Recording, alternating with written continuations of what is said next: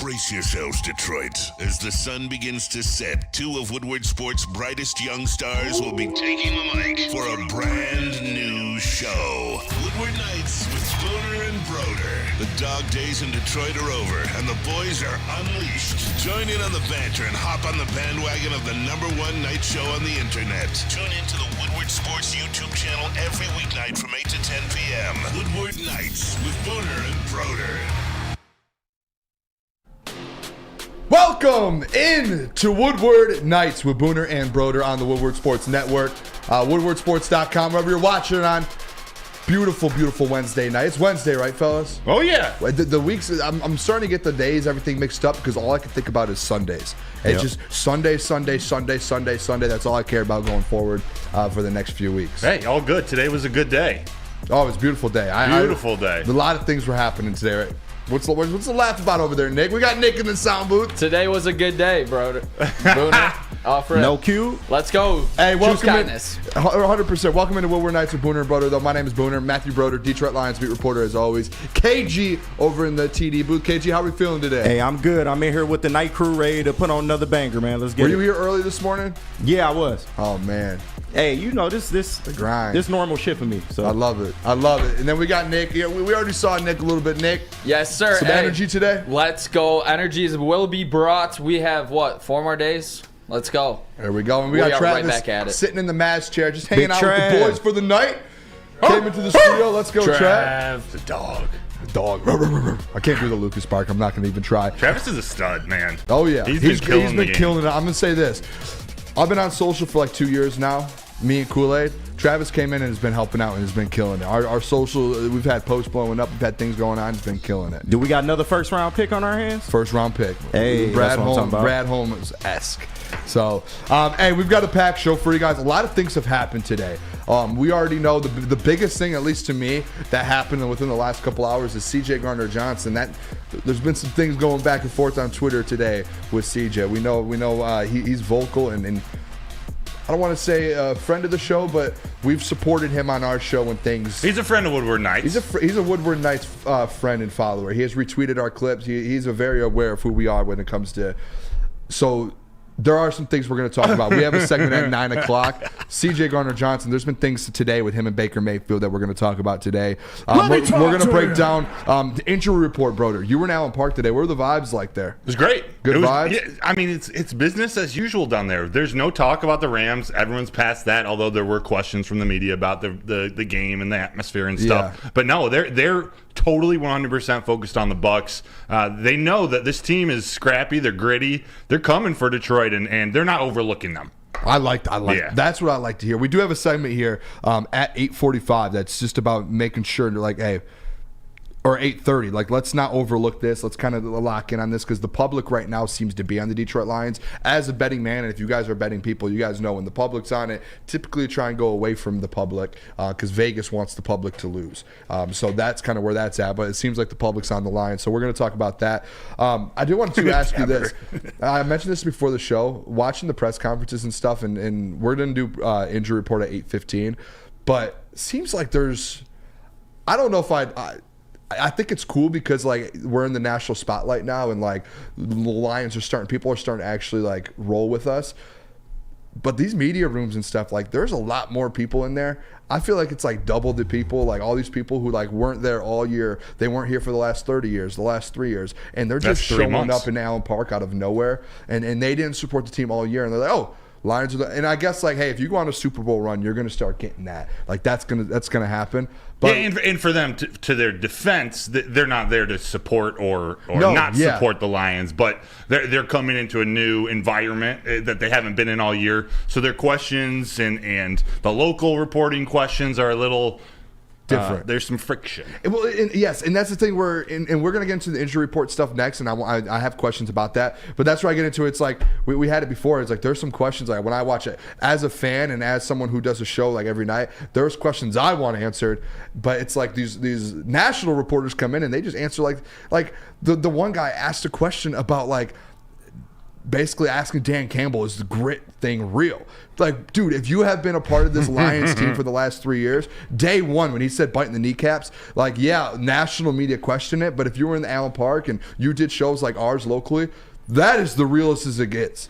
The grit thing is like, there's a reason it's on every single wall in Allen Park. It's like, it's not a cliche. What are we asking that? And I'm going to play that question next, our next segment. But fortunately, ridiculous. This is Dan Campbell, the legend that he is, still gave an amazing response. That's what we're lucky to get. But you're right. I mean, we know, everyone here who've been following the Lions, you know, like this team, they're where they are because of literally that word grit. Yeah. As cliche and as cliche as that sounds, that's it. That is the difference between this team and the team 4 years ago. It's one of those feelings that I get, like, you know, like, say, like, you know someone growing up, or I'm trying to think of, like, an example, or, like, I don't know, so you know someone and you've known someone your whole life, and then they get, like, famous, and then it's like everyone's like, oh, I want a piece, I want a piece, I want a piece, but you're like, hey, I've known him since I was 2 years old. Like, it's like that with the Lions. It's like we all grew up with the Lions, and like this year we all went through like the ups and downs of this season in the media, like doing shows, and now all of a sudden there's like all these people who are like, oh, I want a piece, and it's like, we've been here all year, baby. And the people watching the live stream, they should be asking about 95% of the fans. What do they want to know? Hey, so what's going on with James Houston? And guess what didn't get asked? Not that. So yeah, we have that coming up at 8:15 though.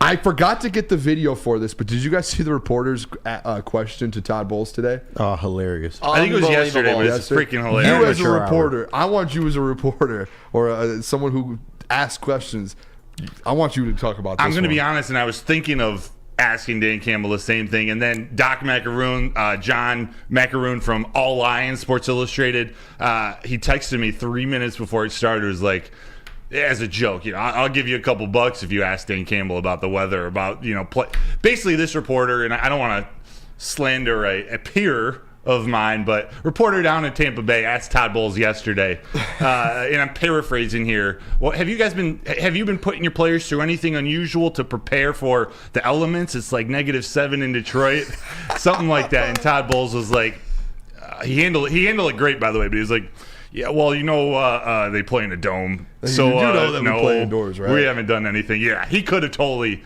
like, threw her under the bus. But, hey. He kind of did a little bit. Like, as a coach, if you didn't want to, you could have been like, no, yeah, well, like, you could have maybe answered it by, like, saying, like, yeah, well, I mean, we're just going to be outside for a little bit. But I don't know. That was guys, I have the video if you want to play. I would love to see the video, actually. I would love to see people. It's better to see than someone, yeah. It was insane. Coach, looking forward towards Detroit. The weather has been a factor in some of the playoff games, even for the most prepared teams. Today, it's 13 in Detroit, which doesn't compare to some of the temperatures we tend to talk to. Any special plans to acclimate the team to not only endure, but perform in those kind of frigid temperatures should you face them in Detroit? You do know we play indoors, right? And they got a dome. I don't. No, nothing planned. We're indoors, and we only have to be outside for 20 seconds getting off the bus going under the thing, so we'll be okay.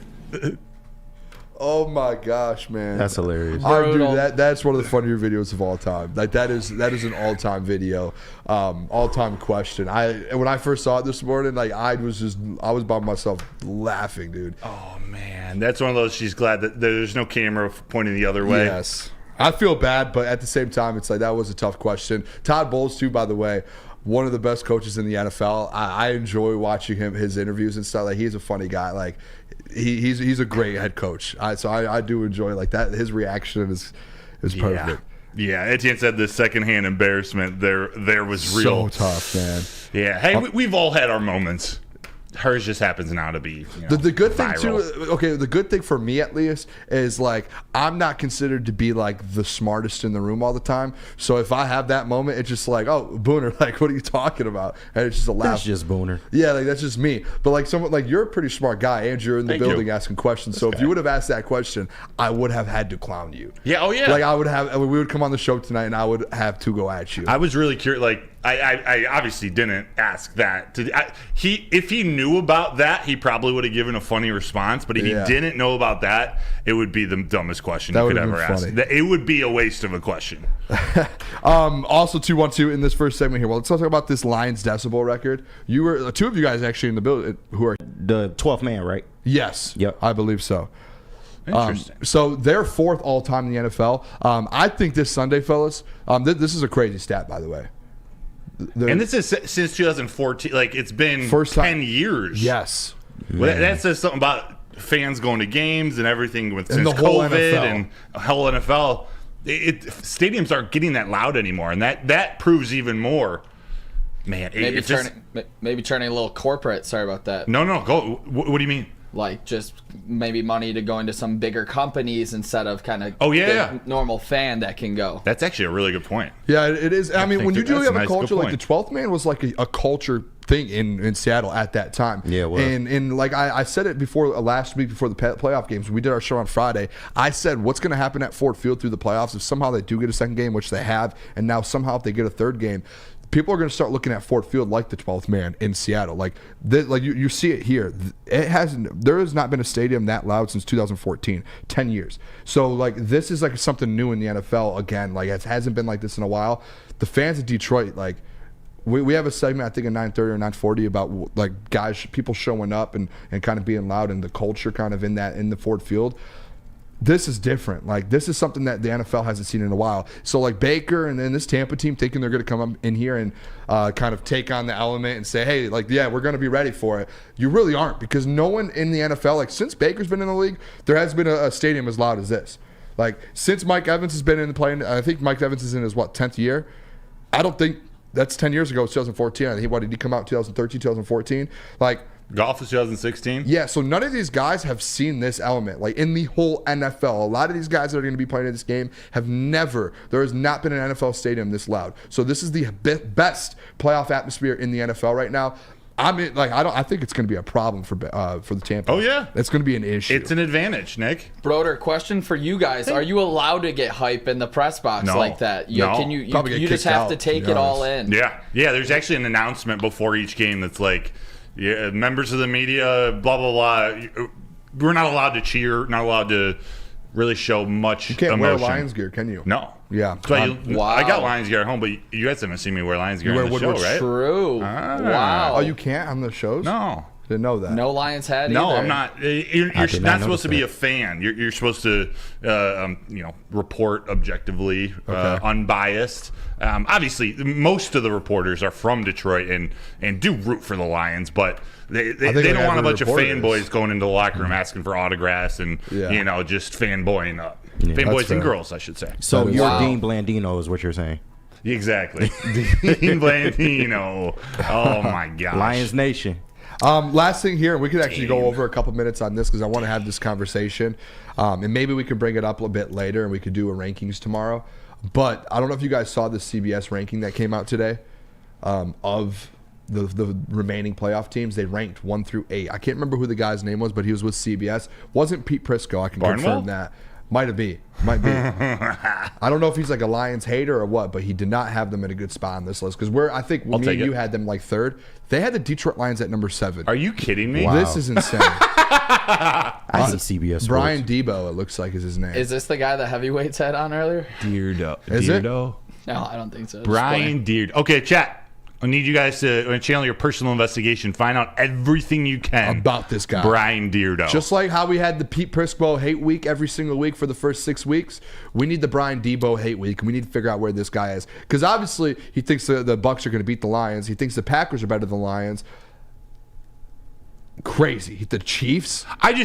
Reports like that just show me that. I don't know if it's for clicks or the guy just doesn't know what he's talking about. Like the Detroit Lions are a good football team. It's the same thing with the whole Mike Valenti thing when a lot of those guys around local media or picking the Rams, and they just say, oh, Lions aren't good enough. Like, it's like, hey, we just want to get clicks because people, I know if I pick the Rams, people are going to riot. People are going to, great job. They do a great job. Like, that's great work because people are going to tune in. Like, someone like me, I'm talking about it right now. Yeah, fair. People are going to do that. But the thing is, it's like at some point, the fans, you guys listening right now, everyone deserves a little bit better and a little bit more respect. Like, if you're going to keep, it's the same thing with the ref situation. When we all had that conversation about Sheila saying something to Roger Goodell, it's like, at one point, are we going to stick up for ourselves? And that's the thing when it comes down to with stuff like this. It's, if you actually watch football and know the NFL, like, I'll take my bias out of it. The Detroit Lions are a top 5 team in the playoffs left. They're a legit contender for the Super Bowl. They can win the Super Bowl just as much as anyone else in this little tournament right now. So for people to do that, for people to say, oh, the Rams are going to win this game just so they can get clicks, it's disrespectful to the team because the Lions are a better football team. The Lions are a better football team than the Bucs. They beat them with half of their team out. On paper, eye test, any way you look at it. It's disrespectful. In Vegas. Yeah, and the Packers. 6.5. Yeah, it's very, very disrespectful. Yeah. What a dear Give me his job. Yeah, I don't know. All right, when we come back, we're going to talk. We have some kind of insider reports here with some injury news. Broder was in Allen Park today, so he got maybe some news for you guys. I have some questions for him, and then we're going to start. We're just going to get into the show here. Show rundown basically is we just have the injury report. Right after that, we're going to talk about overlooking the Tampa Bay Buccaneers, why people might be overlooking them right now. 8:45. Who needs to step up on Sunday for the Lions to win this football game? I want to get from you. I want to see, Broder, on offense and defense, who needs to step up. 9 o'clock, C.J. Gardner-Johnson versus Baker Mayfield, the Twitter battle, the beef. 9:15, Dan Campbell and the whole grit conversation that we were talking about, these reporters questioning that. 9:30, we're going to talk about Ford Field, and 9:40, Overreaction Wednesday. We've moved that around a lot. Let me tell you guys about Lady Jane's, though. Come to Lady Jane's Haircuts for Men for an award-winning haircut experience. Register to win a trip of your dreams. See this hair right here? Oh, it has hat hair, but I've got this beautiful mullet. I'm getting a cut Friday here at Lady Jane's. You can register to win a trip of your dreams, an all-expenses paid suite for the 2024 NCAA tournament. That is right. No expenses spared for you and 5 of your best buds. That is Lady Jane's Haircuts for Men, open 7 days a week, walk in anytime. It is wicked awesome. Now, coming to Woodward Sports, Woodward and Main Street, the Woodward Sports Network Detroit Lions show. Let's go! Catch Gabrielle D. Phillips, Matt Broder, and Terry Foster for all the latest news on your Detroit Lions every week. Only on the Woodward Sports Network YouTube channel and woodwardsports.com. Your home is your most important asset. Flexibility in the sales process is key. When you work with Mark White & Associates, you can cancel at any time, for any reason, without penalty. Speaking of flexibility, check this out. Who you work with matters. Hire the best broker in the game.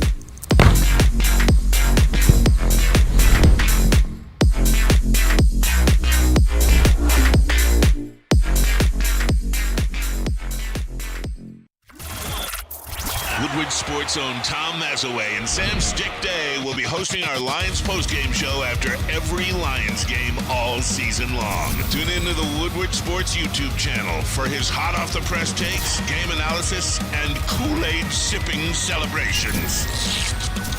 You won't want to miss it. Join Maz, Stick, and special guests each week immediately following every Lions game, exclusively on the WSN YouTube channel. The Detroit Lions have won a playoff game. What does that mean? Another tailgate party. You can come join us for the Ultimate Lions VIP tailgate this Sunday, hosted by Bullseye Event Group and sponsored by Long Drink. There's all-you-can-eat food, drinks, music, excitement. Let's roar together down at Eastern Market. Bullseye also is offering a Lions ticket and tailgate ticket combo, so go check them out. BullseyeEventGroup.com now. Get your tickets today. All right, welcome back to Woodward Nights with Booner and Broder on the Woodward Sports Network. Appreciate you guys tuning in here with us on a beautiful Wednesday night. If you guys can, hit that like button as you come in. We are, I don't know how many likes we're at, but let's get the likes up. Let's get over 100 here. I see a lot more people coming into the show here. Appreciate you guys. Tell a friend about the show as well. We're growing this thing, and it's growing quick. The Booner Path growing quick, and we're going to keep this thing rolling. Want to talk about the injury report, though, Broder. I feel like in the playoffs, I'm going to say this. Last week, I made the comment a couple weeks ago that it seems like every game, Lions game, some guys get hurt, and that's just inevitable in the NFL. Like, dudes are going to get hurt. It's a high-level game. This last Sunday, I don't know if we came out with any, like, I'm not knocking on wood. I don't know if we need to knock on wood now because the game was last week. It already happened. But I saw someone tweet out and just say, like, hey, like, in the playoffs, that's one big thing is, like, avoiding injuries. Yeah. And they came out last week with no one really injured. Sam Laporta, he had that injury, but he came out and he's improving. He's doing better still. Yeah, and there's just certain guys, like no one really, there was nothing in issues. Maybe some bang-ups. I know Kirby had a little issue. I think, was it hand? But he practiced full knee, but he practiced full today. So there's some issues, but nothing too big. You see the injury report here. Broder, if you want to read that. I got you, Frank I Ragnow. need glasses, boys. So no practice, Frank Ragnow and Khalif Raymond. Ragnow was rest. Khalif Raymond is a knee injury that he suffered in Week 18. However, Dan Campbell said he's doing better. He's improving. It's going to be another Friday afternoon, Saturday decision, we'll know more. It's going to be a last-minute type deal, kind of like Sam Laporta this last week. So, to be determined there. Alex Anzalone, shoulder ribs, limited practice. He's one of those guys. He came back into the game. Yeah. I'm sure he was just getting the blood flowing. He'll be out there this weekend. He was beaten up. He was for sure beaten up. Yeah, that's what 123 tackles on the season will do. Shout out. But then all the other guys who are a little bit banged up are full practice today. So, I expect... Dare I say I expect them all to play with that one little asterisk up there, James Houston. I do expect them all to play. Not worried about Brian Branch, Kirby, or Sam Laporta, or Brock Wright even. Yeah. So that's I think everyone does play. I'm with you on that, actually. Even Khalif. Let's start with Khalif here because I have a list of players here I want to talk about. First one, Khalif. Dan Campbell came out to the media today and he said it will probably come down to Friday or Saturday. Yes. So they'll find out then, kind of practice, similar to what Sam was last week, Sam Laporta. Yes. So that was where I was like, okay, there's a lot of hope for Khalif. He's a huge piece to get back, man. Yeah. Especially versus defense you're about to go up against. And especially in terms of game planning. Like, this could be gamesmanship in the reverse, telling him he's healthier than he is. Because Khalif, you never really know when Ben Johnson's going to go to him. On top of in the punt return game, Khalif's that guy who just 40-yard plays at random moments, 25-yard catches, end arounds. That's stuff you got to prepare for, be ready for. So if you don't know until Saturday, that's even big. the punt return stuff, like getting field position in the playoffs, like that's like almost like turnovers. It's like if they're punting the ball and you can get like 30 or 40 more yards extra on field position, which Khalif will get you that. Yeah, like you saw that Week 18. So I think getting Khalif back is huge. By the way, How massive are the cojones on Donovan Peoples-Jones to not fair catch that ball at the end of the game? I don't know if that's the right thing to do, but hey, I'm not worried about him back there anyway. He's a guy I do kind of trust though, because he's been in the league a few years now. So and he's been a punt returner for a little bit. The fact that he didn't even consider fair catching, I'm not worried about him catching the ball. Yeah, I agree. That was cojones, Massive. though. Massive. Another person here, James Houston. I want to talk about him, and then we'll talk about Laporta, and then I have a couple videos. But James, do you think he plays? This is like the big. You were in Allen Park today. He's another. It's full.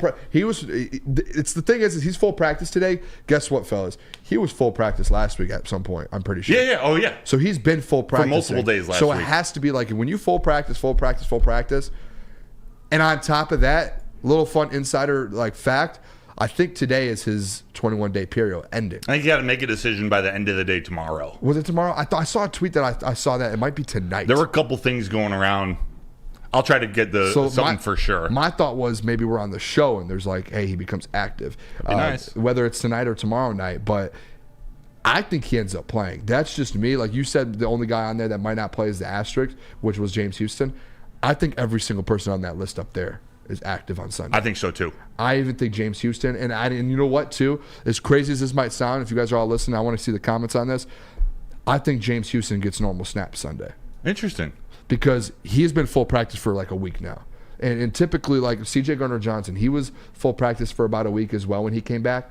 What did he do Week 18? Got a lot of snaps. Mm-hmm. He got almost normal snaps with that rotation. So yeah, it's interesting. I can't pinpoint what exactly is going on. He's been optimistic of playing for the last couple weeks, and Dan Campbell and the staff, they've brought him along slowly. So is this a situation where they're not just going to hand him his spot, hand him a starting spot or an integral role with the team, as a second-year player? He every new player they brought in, every rookie, it's taken a minute to earn their spot back. I love that that's the culture of the team, but I don't know if I'm cool if that's the reason in the playoffs. Like, you just want your best players out there, or the players that you think can help the team win the best. So it's tricky, and again, it could be there's some gamesmanship involved here too, one way or the other. But at the end of his 21-day window, they have to make a decision. So I don't expect him to go on the IR. If anything, they'll keep him. They'll have him on the active roster, but then maybe a healthy scratch on game day if, for whatever reason, they're not ready to put him out there. Just so that's another guy that you got a game plan against. This speed rusher you haven't seen since week 2. That's something Tristan Wirfs and whoever I forget who their right tackle is, they got to be worried about. Yeah, and Corey Berry here said Houston's injury plus the nature of his position equals they've been cautious. They'll continue to be cautious if he plays a bonus. I do agree with that. That's why he didn't play last week, I think. I do believe, though, like, I think he probably could have gone last week, in my opinion. Like, he's just not full, and they didn't need, like, you didn't need him. It was the same thing with kind of I'm sure CJ probably could have gone like a week earlier, and it's just, he's not full. So I think it's pretty fair to trust this medical staff now, what they've done, getting Laporta back, and just everything throughout the year. Haven't heard anything negative about that. And this is, I'm connecting these dots. I haven't heard this from anywhere, but Brad Holmes has he's comfortable enough to draft injured players, bringing them into the organization. So he's comfortable with his staff to get them back to where they thought they were pre-injury in college. Yeah. Yeah. And the Laporta thing, too, is really interesting. Dan actually spoke about it today. I got a video of Dan talking about the Laporta thing, because he last week, obviously, the injury, no one knew if he was going to play. They got him enough to get 3 catches and a touchdown. And only 30 yards or something like that. Maybe not even, 16 yards. Nothing crazy. But he went out there and impacted the game. And Dan Campbell said he's much better this week. Oh, yeah. Says he's over the hump. I almost might feel that he's going to be back to Sam Laporta this Sunday. Dan Campbell spoke about it. Here's Dan Campbell on the whole Sam Laporta injury. I was impressed. He helped us. He was not 100%, but he helped us win that game. He did exactly what we needed him to do for that game, and he's coming along. He's gotten better. He feels better than he did this time last week. That's encouraging. And so I go back to this. I think that's for a young player that doesn't know what this is, and I'm not 100%, to be able to. He knew he could get this done, and he could help us. I think goes a long way. That's not an easy thing for a young player. And there again, this is, if we believed that this was going to be if you do this now, the odds of you're going to set yourself back for years, or you'll never be the same player. We wouldn't put him out. We wouldn't even talk about it. So it's about the way the player believes in himself, and what he can get done, and so he stepped up and helped us. Yeah, and you guys heard Dan Campbell there. The fact that a rookie that won, first of all, just got all pro as a rookie, and that he's mature enough to know that, hey, in the playoffs, yes, I just got injured, but I can. There's going to be a way, no matter what the injury is. I'm going to be able to come in and affect the game and help this team. Impressed, that is grit. That is very, very impressive from him, man. Yeah, and Dan Campbell, while his 3 catches and that touchdown were massive, Dan Campbell said in his press conference right after the game, they really needed him in the run game. That's why they were pushing for him to play, or trying to get him ready, what he can do to affect the run game, and that's something that they're going to need. They're going to need this weekend too. Yeah. He was questionable early in the season against the Bucs, and we did play Levante David, Jeff Olson. I got to give you your flowers. I was going to read that. I was literally just going to read that. Yep, in that game, and maybe we'll call him 70% in that game. Levante David kind of shut him down. He was questionable. Very, very uncomfortable. So we'll see. And I think, and you do have to put into a little perspective here. That was early in the year, and I know Sam Laporta did have some early success as well. He is 16, 17, 18 games into his career now, and as an all-pro tight end, he does now, he's learned a lot, especially when you have a head coach that was a tight end. I'm sure within those, 10 weeks now, I'm sure there's been a lot more added to his game. I'm sure as well, like I said, I don't know if he's going to be at 100% come Sunday, because that injury was a tough one, but I think he's going to be almost close to it, and he's going to be better than he was last week, and I think there's a way, an all-pro tight end. I know Levante David, what he's is. Good. He's great, one of the best in the league right now. But Sam Laporta is as well. He's a second-team All-Pro at his position, the second best player at his position. So I do believe that. What he'll have in this game that he didn't have in the first game is a run game. Yes. He'll have both full offensive line. Didn't have any of them. Both running backs. Yes, and that's huge, especially for a tight end, everything they do in play action. Nick, you have something to say about James Houston? Yeah, I did. So you kind of alluded to that we didn't really need him to get rushed back in that game against Stafford Booner. But the flip side of that is we only had 2 sacks, and one of them was Matthew Stafford tripping against himself. So I think Houston coming back in this game against Baker Mayfield would be absolutely a massive upgrade for this defense that needs a pass rush to be successful. We saw Stafford have a lot of success in that game, especially in the first half when they were putting up points at the same time we were. And we do need that pass rush. We know Hutchinson can get there, but we still need to see that other guy do it, which we've been saying all year. To be fair to that point as well, I could be wrong. You guys can correct me here. It did, even though there was only 2 sacks and the one was a trip, it felt like they were getting to Matthew Stafford more than they've gotten to quarterbacks in the past, like throughout the year. There's pressure. They were putting pressure on Matthew Stafford. He got hit. Him getting knocked out, like the amount of times Hutch hit him after he threw the ball and put pressure. Like they were making sure Matthew Stafford felt it and felt the presence in the pocket. And I think that was also with linebackers blitzing, safeties blitzing. So even you add James Houston back, it adds that much more to what they did to Stafford last week. Even though they didn't get home as much, they did feel a little dominating a little bit with Stafford, and they were he kept getting hurt. I think you add James Houston to that, maybe guys start to get home a little bit quicker. A guy like James Houston's going to get to the quarterback quicker than the commish. Yeah, that's just a fact. And that's just what I'm saying. In a couple of those 3rd and long situations, I think Houston has the speed to get there where they do not convert that 3rd and long specifically. And obviously, that's a good point. Can't allow any 3rd and long conversions in this one. Yeah, that's a good point. They struggle. Isn't it weird, Booner, how pressures actually affect the game? Yeah, it's crazy. It's like they actually do something. That puzzling. That's puzzling. Weird. Wait, pressures affect the game?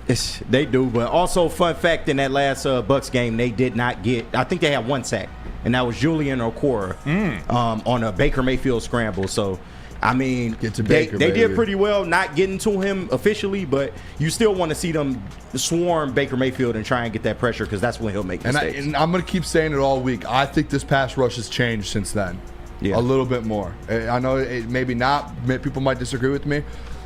The last 3 or 4 weeks, this pass rush has been a little different, and it's because AG's changed the scheme, started throwing some blitzes. And they're going to need it. Remember, Baker missed a couple throws that could have gone for some long touchdowns. I forget if it was Evans or Godwin, or it was one to Palmer too, but there were a few that Baker just missed the throw.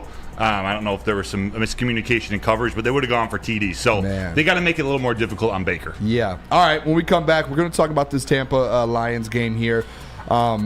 We're going to go into like the whole world right now is all in on the Lions, and except for Beerbo. Except for that guy.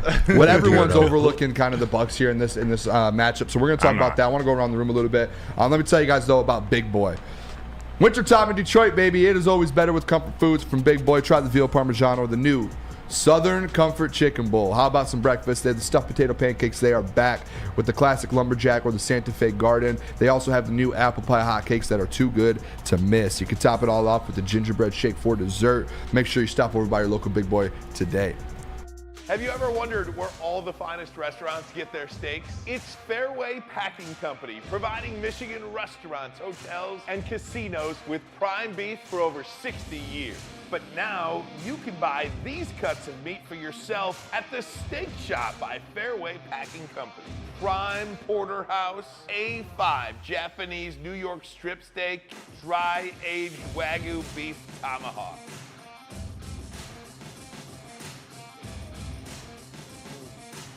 Delicious. Get to the Steak Shop today. Enjoy fine wine, have a private party, and get the finest cuts of meat anywhere. The Steak Shop on Mack Avenue in Grosse Pointe Woods, or order online, fairwaypacking.com. At Planet Fitness, you can get energy without the judgment. Hi, can you help me with this? You don't know how to use it?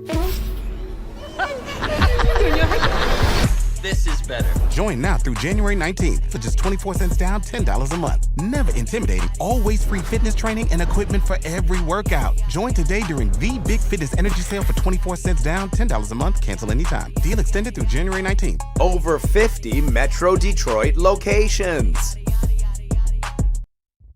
Brace yourselves, Detroit. As the sun begins to set, two of Woodward Sports' brightest young stars will be taking the mic for a brand new show. Woodward Nights with Booner and Broder. The dog days in Detroit are over, and the boys are unleashed. Join in on the banter and hop on the bandwagon of the #1 night show on the internet. Tune into the Woodward Sports YouTube channel every weeknight from 8 to 10 p.m. Woodward Nights with Booner and Broder.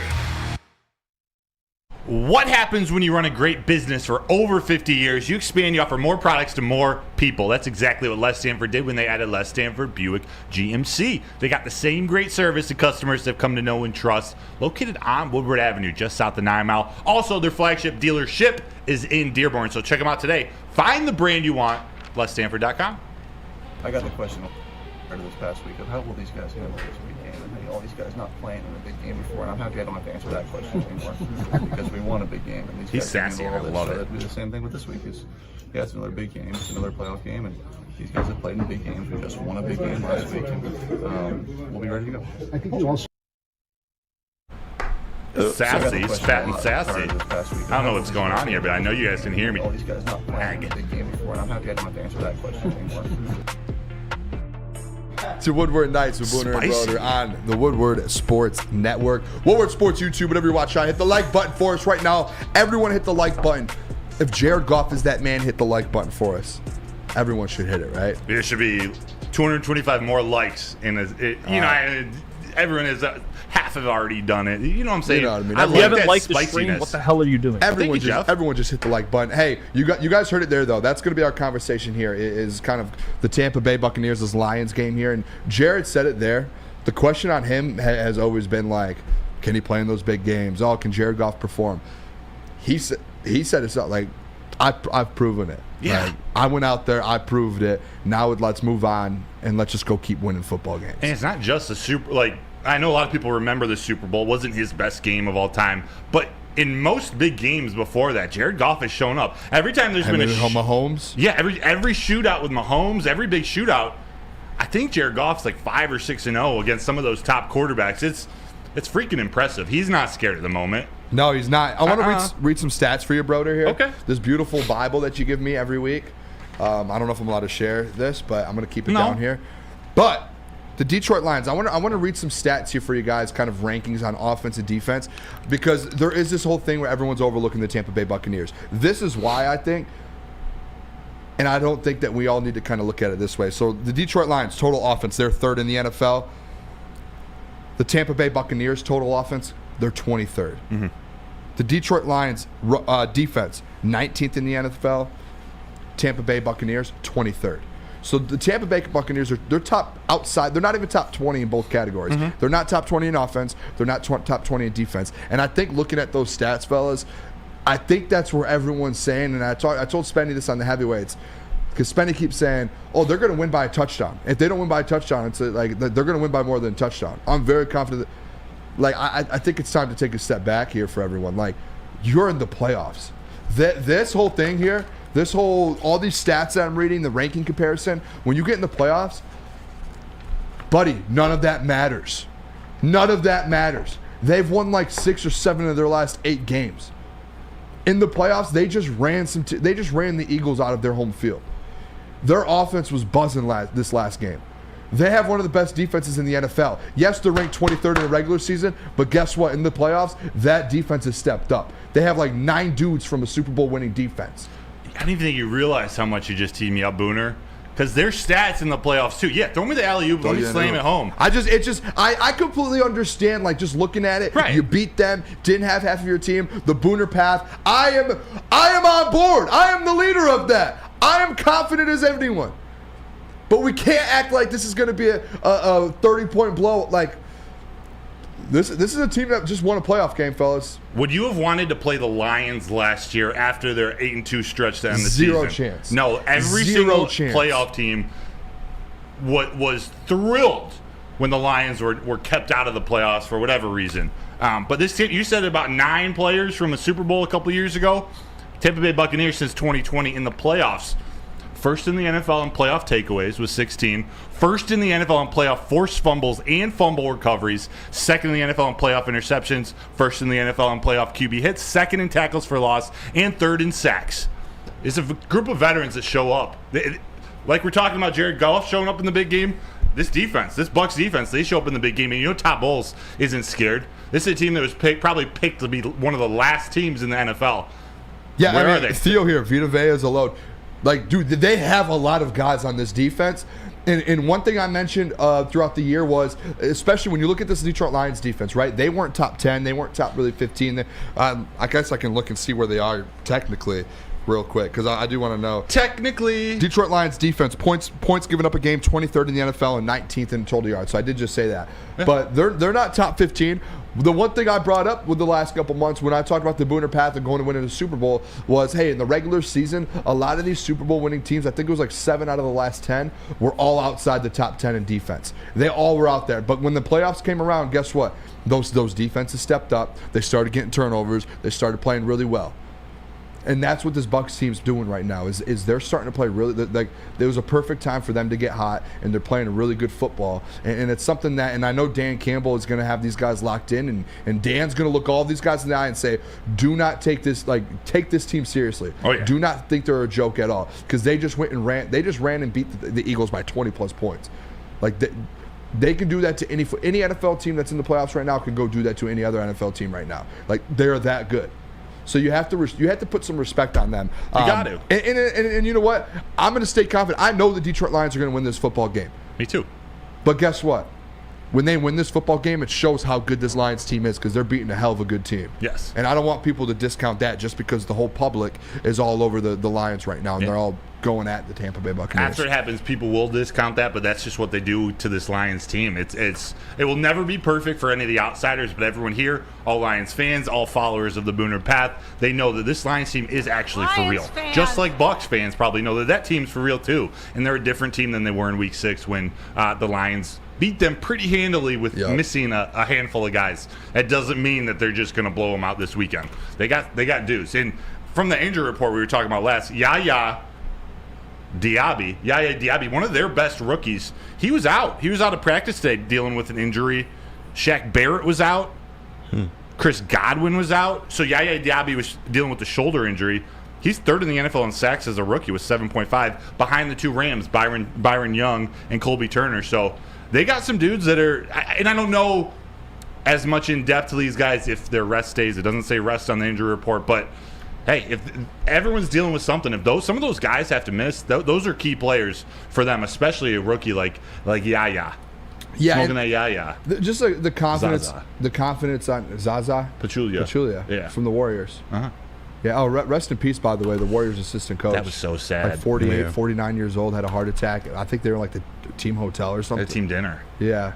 Just brutal situation. Horrible. Man. Hate to see that. Call your friends, call your family, tell them you love them. Love you guys. All of you guys. Everyone in the chat right now, just know Booner loves you.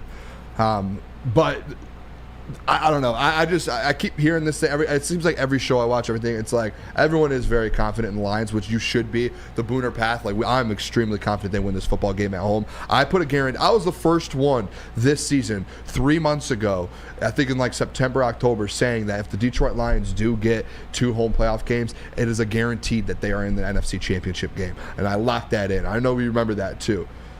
Do you remember that? I think so. Okay, I just want to make sure. I know Nick remembers it. We talked about this before. But at the same time, it's, hey, you do have to respect your opponent at the end of the day. And that's something at 9, or actually, are we doing that at 8:45? At 9 o'clock, we're going to get into about C.J. Gardner-Johnson and that whole Baker thing is the comments C.J. Gardner-Johnson put out there, and Baker kind of took offense to it, saying, hey, we're legit. We're legit. So, I don't know. I don't know, fellas. We are legit. KG, are you feeling chesty about this? Oh, absolutely. Not chesty to the point where I'm looking over this team by any means. But I see you laughing over there, Booner. But yeah, just having absolute confidence that they will go in and take care of business. And that's something that they've done all year long. They're not going to sleep on this team by any means. The fans might, but they're not. And I expect them to come in here and play a complete game and shut an inferior team down. Because, I mean, at the end of the day, you got to just – that's what it is. They are an inferior team. You expect the Lions to come in here and win this game. Nick? 100% there with KG. Not going to lie. I mean, it is what it is. Nobody's underestimating what they are. We just think the Lions are on that next level. I think everybody agrees there. And, I mean, I'm going to keep going back to it, but I was at the game down in Tampa. We won by 2 touchdowns. We got them back at our town now. Mm-hmm. And we just broke the record for the loudest Ford Field's ever been. Top 5 since 2014. So, yeah, they're going to be in some trouble. And, Sunday. Me saying this, not to overlook them, I still believe they can go out there and blow them out. You guys saw the wild card games last week. There was only one good football game last week. That was the Detroit Lions versus the Rams. Every other game was a blowout. I still believe, though, this Sunday's game, they can go in there. The Bucs are playing really good. Lions are a way better football team. And they beat them on the road, 20-6, and they had half of their team missing. Exactly. They can go into Ford Field here, and they can go out there and beat them 35-14. I can see that happening for sure. Am I going to put a guarantee on it? No, because it's the NFL playoffs. And I don't want to sit up here and lie to you guys. We're going to be in for a war on Sunday night. That's just going to be what it is. But I still think there's a chance we go up big and we win this football game and head into the NFC Championship game, winning the game by 14 points. Yeah. I can imagine that happening. Yeah. What did the fake KG say? Not the real one here in studio, but the fake one. Anything is possible. Oh, yeah. You know what I'm saying? The fake one. Can we get anything's possible, real KG? Anything's possible! I love that. Especially if you want to get lifted. It can take you to so many places. Dispo! Let's go. Experience Dispo Dispensary. They are a team that curates an unbelievable atmosphere. Guess what? Dispo's now giving out 2 tickets. Wait, this is a new one. Let me stand up for this. 2 tickets to this year's Super Bowl they're giving away. Go on Dispo Instagram's page. That's at Dispo.Michigan. At Dispo.Michigan. And follow directions on the pinned post or scan the QR code above. Not above anymore. I'm going to put that away. Scan the QR code and it will take you there. Let's get you sports fans to Vegas. Dispo Dispensary, DispoShops.com, your local cannabis plug. Come to any Lady Jane's Haircuts for Men for an award-winning haircut experience from one of our talented stylists and register for a once-in-a-lifetime opportunity to win an all-expenses-paid suite for the 2024 NCAA tournament for you and 5 of your best buds. That's right, college basketball's most elite event. You and your 5 best friends just get to any Lady Jane's today for an award-winning haircut experience and automatically register to win the trip of your dreams. Lady Jane's Haircuts for Men open 7 days a week. Walk in anytime. Lady Jane's, it's wicked awesome. At Planet Fitness, you can get energy without the judgment. Hi, can you help me with this? You don't know how to use it? This is better. Join now through January 19th for just 24 cents down, $10 a month. Never intimidating, always free fitness training and equipment for every workout. Join today during the Big Fitness Energy Sale for 24 cents down, $10 a month, cancel anytime. Deal extended through January 19th. Over 50 Metro Detroit locations.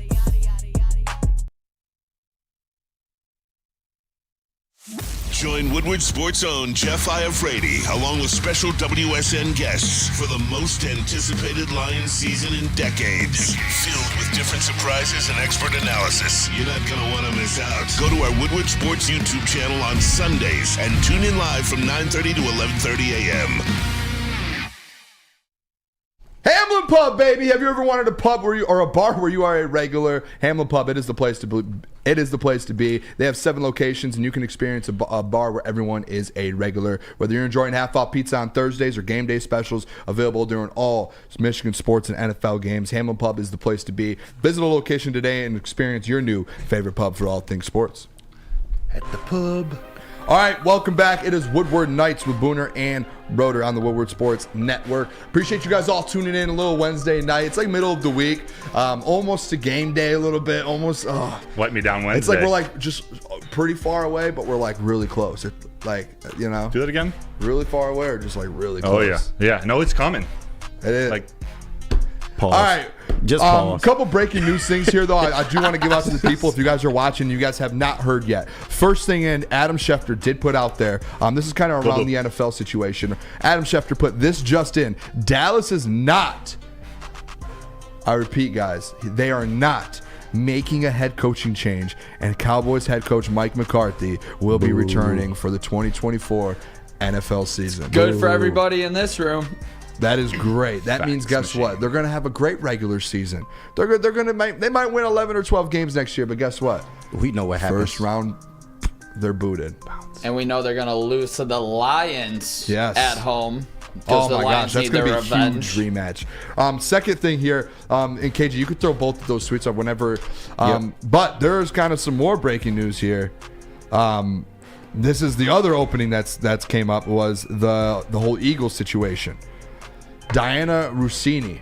I don't know where she's out of or who she works for. Yeah, she used to be ESPN, but she was one of those casualties really? of the firings. Yeah, but she's big time.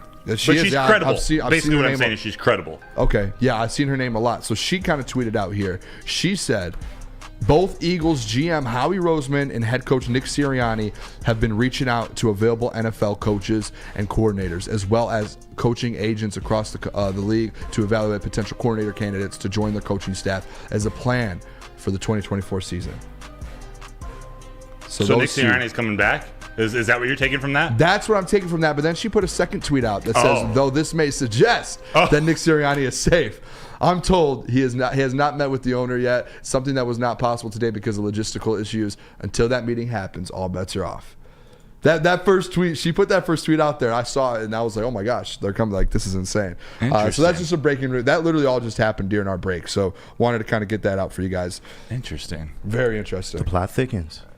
This is a very, very savvy move to throw in that second tweet as to get some interaction there on Twitter. Now we're all thinking about it. Hey, we talked but about it literally it said nothing. They haven't met yet, but logistically, it hasn't been possible. So Andrew Jones said Sirianni still has a job. He does. You know what's crazy is, and I know Spenny on VDE said he hates Sirianni. I might be like 1% on this. I don't kind of hate Sirianni. You kind of hate him? No, I kind of don't. I don't know what's the problem with him. I think he's like not like a Dan Campbell type guy, but like his culture and like what he's about. It kind of reminds me a little bit of like he's got his thing, that side of him. Yeah, he's just kind of like a tough Italian guy, right? Like it's to be honest, it seems like a really good fit with Philadelphia, which makes all of this more confusing. I don't think he was the issue. I just think it was the coordinators. I think he might have made some bad decisions with his coordinators. But that's his job. And I agree with you. I think it still has to funnel up to the top. You're the head coach. You're responsible for and Dan Campbell would never let it. And I'm not saying every season that Dan Campbell's coaching is going to be a 12-5 season, although that'd be great. But he would never let the Lions get to how the Eagles looked in that last game, where it looked like they were quitting. The quarterback was it doesn't even look like Jalen Hurts is engaged with the team. It's very AJ Brown.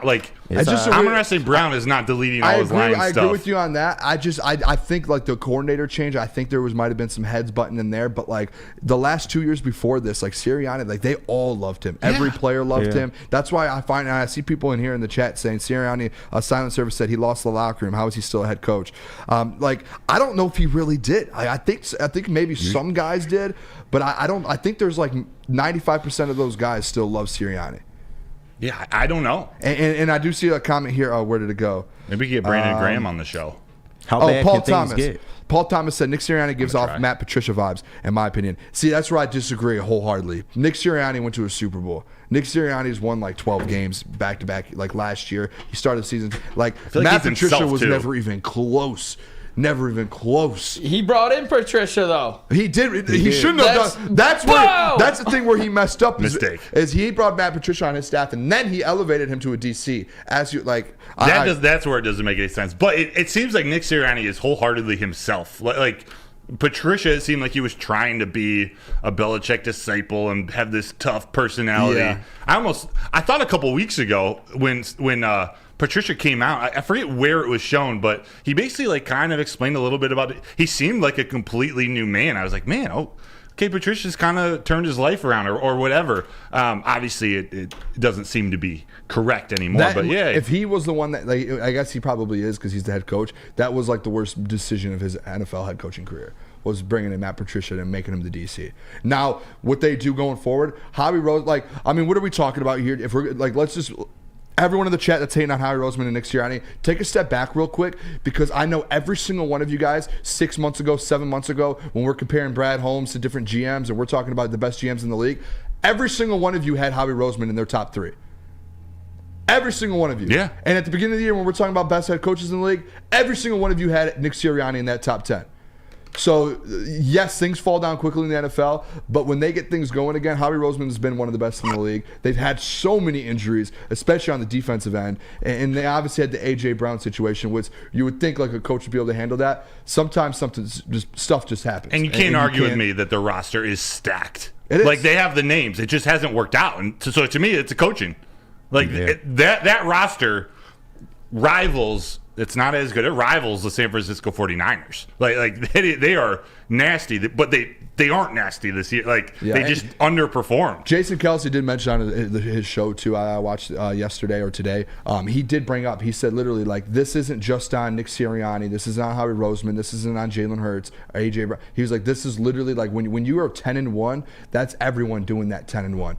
And when you end up losing, 6 of the last 7, whatever it was, that is every single person in the building. Like Jason Kelce was like, that is not just one. That's not Nick Sirianni. If a thing goes bad like that, yes, he's the head coach. That's not just on him. That is every single person in that building as a whole, like, doing that, including all 8 Pro Bowlers on offense. Yes, it's like when you have there's just mistakes that they made, and I think I don't see you firing Nick Sirianni. That's just to me. Like, what happens if Dan Campbell, if we start 10-1 next year and that happens? Are we all going to go at Dan Campbell and say get rid of Dan after he just did what he did this year? Some people might. Yeah, it's a pretty epic collapse. It is. Maybe the biggest ever in NFL history. It is. But at the same time, go to the 2 years before that what they did there. Like, they can get back to that. There's a formula. They're just in the Super Bowl. Most of us won't. Like, if next year that happens Some with Dan will Campbell, flip-flop. I'm going to stay on Dan Campbell. I'm going to back him. I'm not hopping off the Dan Campbell Me neither. just No. because he has a bad stretch of football. They were 1-6 at one point, and they went 8-2 to finish the year. Like, that happens in the league. The Kelce brothers said, like, people don't understand what it actually takes, like, to continue to be successful in the league. Guys get hurt, things happen, guys butt heads every year after year after year. It's tough to keep being successful.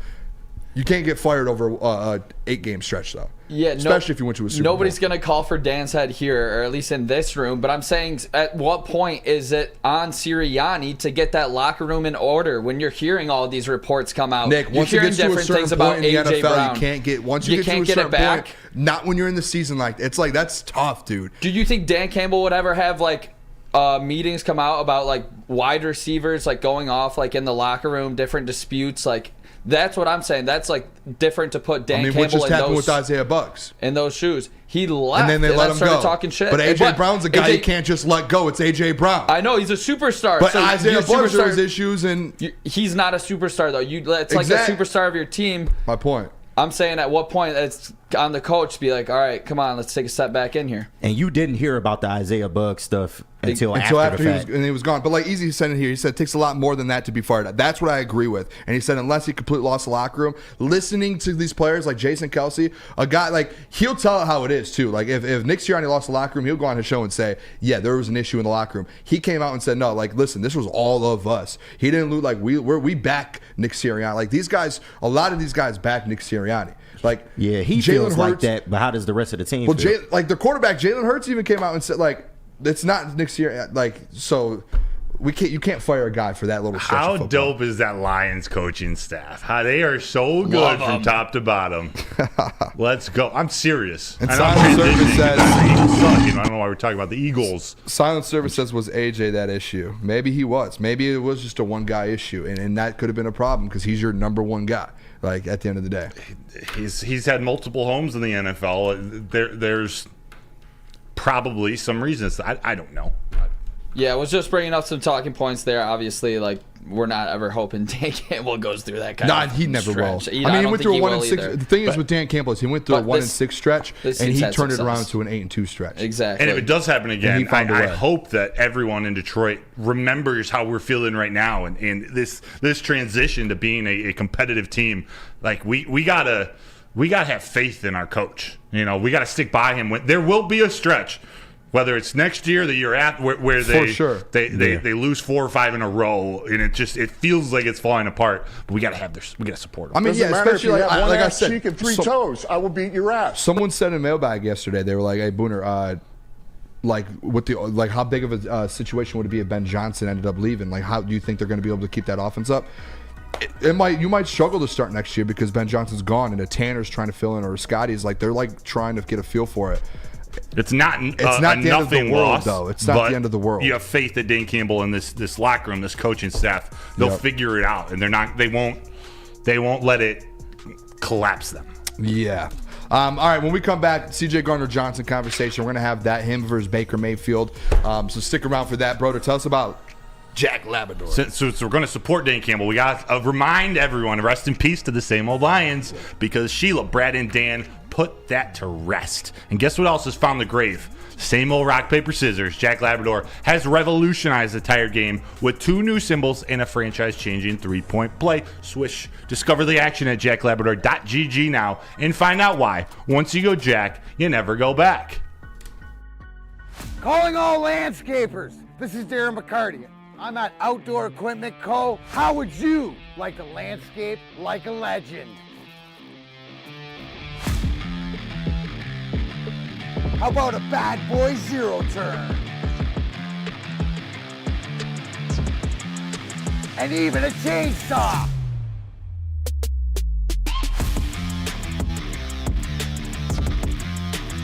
And even a weed whipper. Whether you landscape for your job or landscape for fun, get all your equipment from Outdoor Equip Co., the official equipment provider of Woodward Sports, Michigan grown, family owned, OutdoorEquipCo.com.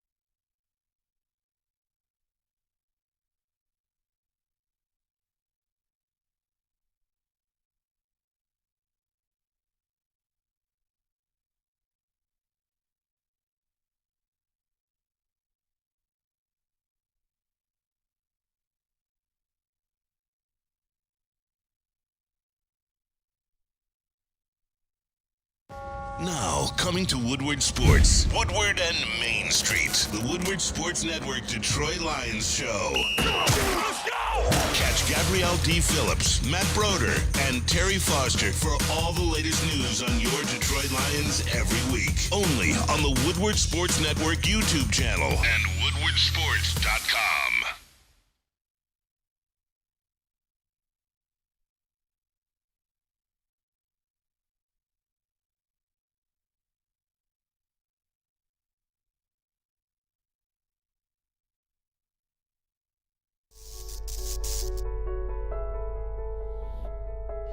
We've just received word. The world's cannabis supply has vanished. The public is outraged and has taken to the streets in response to this tragedy. The individual responsible acted alone, and we can only hope they will make things right soon.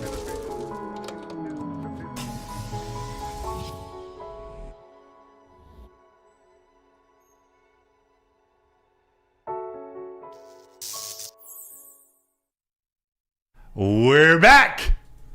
And it's time for you to go find some home and auto insurance with Swiss Insurance, because this is the perfect time to get all that insurance stuff figured out. You got to shop it like a pro, and that means contacting Mark at Swiss Insurance. You can find him at swissins.com or give him a call at 248-800-4177. Let's go! All right, welcome back. Woodward Nights with Booner and Broder on We back. the Woodward Sports Network, woodwardsports.com. Whenever you're watching, appreciate you guys a ton here. Hit that like button. I think we're at like 105, 110 or something. Let's get that up 125, 150 here by the end of this segment. Heading into the second hour now. Apologize for the technical. Our system shut down a little bit. I think it happened on Big D as well today. The system shut down. But you know what? We got KG. Just calm. It's like Jared First-round Goff. draft pick. It's Jared Goff at the 2-minute drill. Just calm, cool, collected. Always. Just doing his thing. He figured it out. And appreciate y'all. KG is a first-round draft pick. Confirmed. Oh, easily. First-round draft pick. Easily. I would consider him over Penny and Micah Parsons. Oh, for sure. Actually, Penne guys. I'll take there. Penne over anyone in this world. Thank you. Even you, Broder. I'm not even going to argue. Okay, thank you. Yeah. I'm sorry. Penne Sewell, I love Penne Sewell. Yeah. Oh, my gosh. He's I don't the want to get best into thing that. that happened in Detroit since Werner's. Shout out. All right, let's do this. CJ Gardner-Johnson, guys. I don't know if you guys saw this yet. better than I don't know if Werner's. the heavies talked about it. I know, but it happened like right before the heavyweight show. CJ Gardner-Johnson and Baker Mayfield kind of going back and forth in the media. It wasn't really like a Twitter thing they were going back and forth on. It was more so CJ said something in the media availability. A reporter heard it. In the Baker availability, asked him that, and it kind of went back and forth here. And I'll read some of the quotes here. We have some of him here. And KG, don't stress it off. If you do get them, just let me know. Yeah, I got them. If you want to do the first one, I know there's 3 different quote templates. If you want to do the first one, the one CJ in the gray jersey, Okay. We'll go kind of slide by slide here with these because it happened simultaneously throughout the day today. CJ Gardner-Johnson had some available. Were you there for this one? I don't know where this quote came from. It was a Dave Burkett thing. I think it was, and then I don't know for sure. I thought it came from the locker room after Sunday's game, but I might be wrong. So the Sports Illustrated article I saw, it said via Dave Burkett. Then we got to give him credit. So It's give Dave him credit. Burkett. But CJ came out and said if you give that Tampa wide receiver group a good quarterback, that's a great group. And he was comparing the Tampa wide receiver group to the Rams one that they just played and kind of giving them all credit. But what kind of set it off was at the end there, if you give them a good quarterback, that is a great group. And media got a hold of that in Tampa. And then the next thing here, Baker kind of responded to it.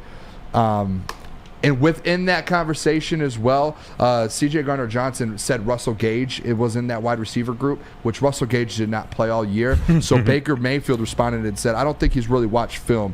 Got to do a little bit more film study based off of him saying that Russell Gage was a part of the team, and even though he hasn't played all year. So they're exchanging shots a little bit. CJ Gardner-Johnson from the top rope, though, and he said, listen, I do watch film. Ask the quarterback before you, my guy. And if you guys don't remember this video of Tom Brady throwing that iPad, let me educate you real quick. Educate him. CJ Gardner-Johnson, CD Deuce, is the one who made Tom Brady throw that iPad. A 9-0 game a couple years ago. In Tampa Bay, CJ Gardner-Johnson picks off Tom Brady, and they win that football game, and he throws the iPad, goes viral. There's also the video of CJ Gardner-Johnson giving that look to Tom Brady. I don't have that picture, but that picture to Tom Brady. I don't think Baker Mayfield knew what he was getting himself into doing it. And I know it was a question that was asked to him, all of that, but to comment and say, hey, CJ's a great player, all of that, he needs to watch some film, though. You know who CJ Gardner-Johnson is, buddy. That was his second interception in Tom Brady that season, too. Earlier in the year, they beat him, and CJ Gardner-Johnson, at the time, is Chauncey Gardner-Johnson, picked off Tom Brady. Also, it was 2 interceptions at the Bucs in 2021. Now he gets to play him again. And now CJ Gardner-Johnson, CD Deuce, I should say, he's going to be hunting that football. He's playing center field now. He's getting his feet under him. This is a CJ Gardner-Johnson type of game. Steve Lehman said here, CJ is all talk. Dude has done nothing since his return. What? That's false. He was second on the team in tackles in the playoff game. Game-sealing pick versus the Vikings. Game-sealing pick, week 18. He's one of the best in his league, and he's coming off a torn pec injury. Yeah, that's unfair. So, I mean, you can hate on him all you want. Steve, big fan of yours as well. You tune in all the time. Yeah, you just sound like a hater, though. That comment does. That's how I take that. Got to factor. It's same thing with Jared Goff or with Aiden Hutchinson and the sacks. It's not just about the stats with this guy. Actually, I should have said Cam Sutton. It's not just about the sacks. Like what C.J. Gardner-Johnson, what C.D. Deuce brings to this team is so much more than that. It's an attitude. It's experience in the playoffs. It's swagger. And whether you agree with this interaction or not, maybe it's not the best time to get into it with a quarterback who thrives on being an underdog or thrives on the attention. Like Baker Mayfield's not someone you want to give extra motivation to. He's no Amon-Ra St. Brown, but that's what fuels a guy like Baker Mayfield. It's not talent. It's all right. I'm coming after you. A response here from Steve. You mean the football that was thrown right to him? Hey, how many footballs were thrown right to Tracy Walker and he dropped down? Tell me that. How many footballs were thrown right to him when he led the league in interceptions last year? How many did the guy just run up to him leading or being second on the team in tackles in the playoff game? Did the guys just run up to him and fall down? What about locking up Cooper Kupp on 3rd and goal in the end zone? After Cooper coming Kupp, off Triple Crown? a 2-month injury, a torn pec, that he should have been back in like 2 more months. Like, what are we doing here, man? I think that video that I showed you yesterday, I think it has him talking about studying Cooper Kupp and knowing he's not going to go like. Should clip that.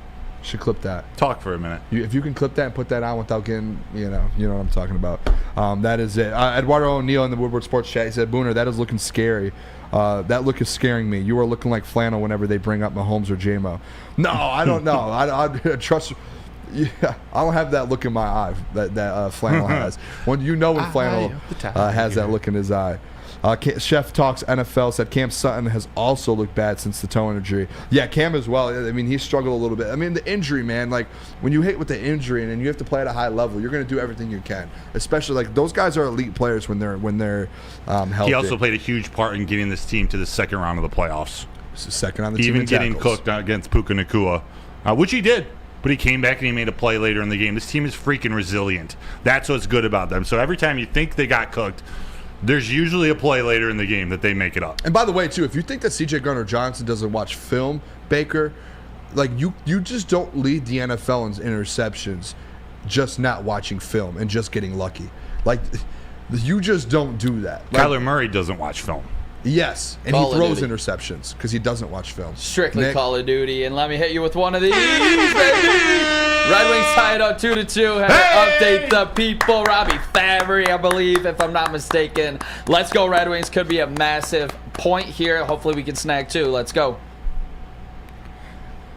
Let's go, baby. Hey, shout out Wavy Gang Podcast. Said Broder and Booner, we won. I told you guys which JMO can be better next game. He is going to have a big game. Watch. I'm ready for that, man. I thought he was last week. He did fine. He did solid.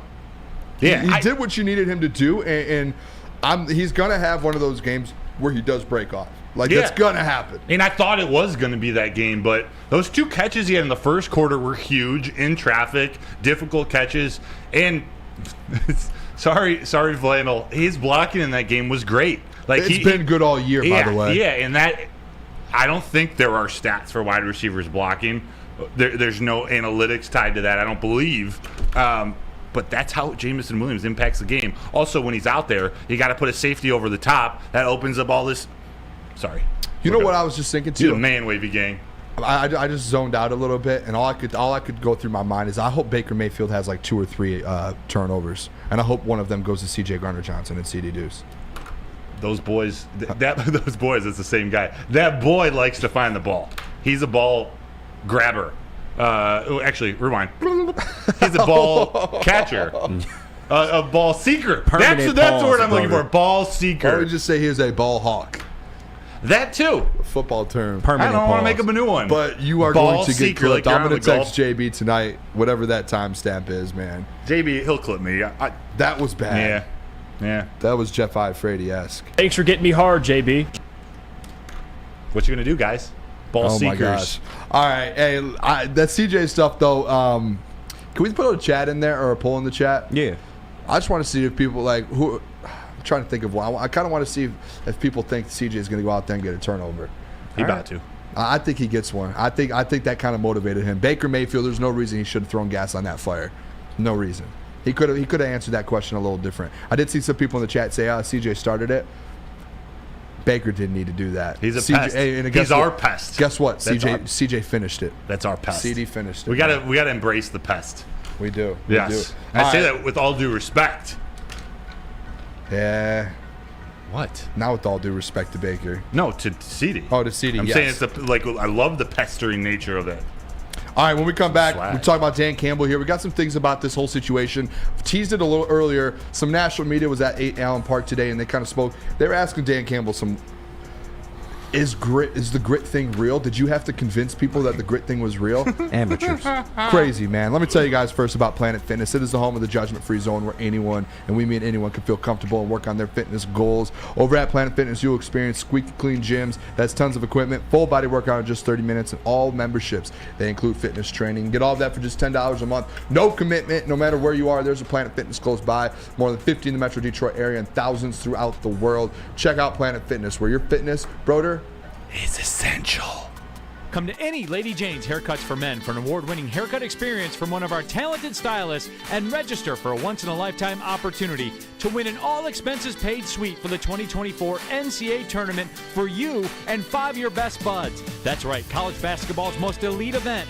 You and your 5 best friends just get to any Lady Jane's today for an award-winning haircut experience and automatically register to win the trip of your dreams. Lady Jane's Haircuts for Men open 7 days a week. Walk in anytime. Lady Jane's, it's wicked awesome. Woodward Sports' own Tom Mazaway and Sam Stick Day will be hosting our Lions postgame show after every Lions game all season long. Tune into the Woodward Sports YouTube channel for his hot-off-the-press takes, game analysis, and Kool-Aid sipping celebrations. You won't want to miss it. Join Maz, Stick, and special guests each week immediately following every Lions game, exclusively on the WSN YouTube channel. Savor the heart of home at Big Boy with our all-new Down Home Comfort Dishes. Feast on home-style goodness with our Southern Comfort Chicken Bowl, veal parmigiana, and apple pie hotcakes. The Down Home delight doesn't stop there. Potato pancakes are back. Dive into the richness of our perfectly crafted potatoes with our classic potato pancakes and our stuffed potato pancakes. Top off your meal with our new gingerbread shake, a seamless blend of creamy vanilla and sweet gingerbread flavors. Nothing beats the comforting taste of Down Home cooking. Enjoy every bite, only at Big Boy.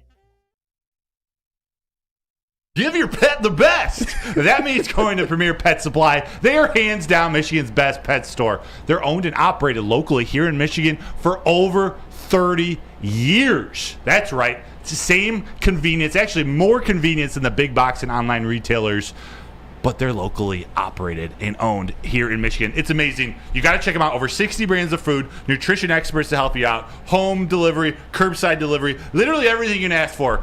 Jake and Milo, Flannel's pets, they get food from Pet Supply. Flannel named his dog Premier after Pet me. Supply. Check them out, premierpetsupply.com.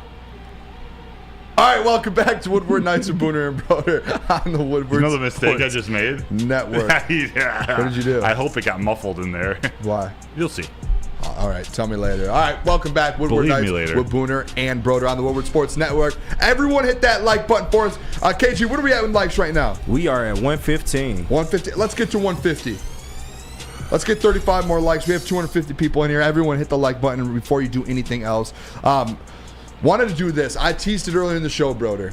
You texted to me. I said, Broder, send me a topic for tonight. And all you, I don't know. Should I read the text out loud? I can't remember what I said, but let it fly. Let me read it out loud here. Let me find it. If there's a curse word, you have to say it. There's not. Okay. You guys know I don't curse. Oh, you curse so much. You're right. I said topic for the show. Don't lie to the people. He put Dan Campbell is a stud and should be coach of the decade. Yeah. And I go, Broder, I moved every segment around. I'm throwing that in there because I put a tweet out the other day as well that I said I'll be the one to say this. Listen to me closely, fellas. And KG, you can go one shot on this if you want to. All right, give me 1 second. You can hit me with this one. I'll be the one to say it. After what Dan Campbell did this year, first division, first playoff win, a chance to go to the NFC Championship game, first time ever in over 32 years.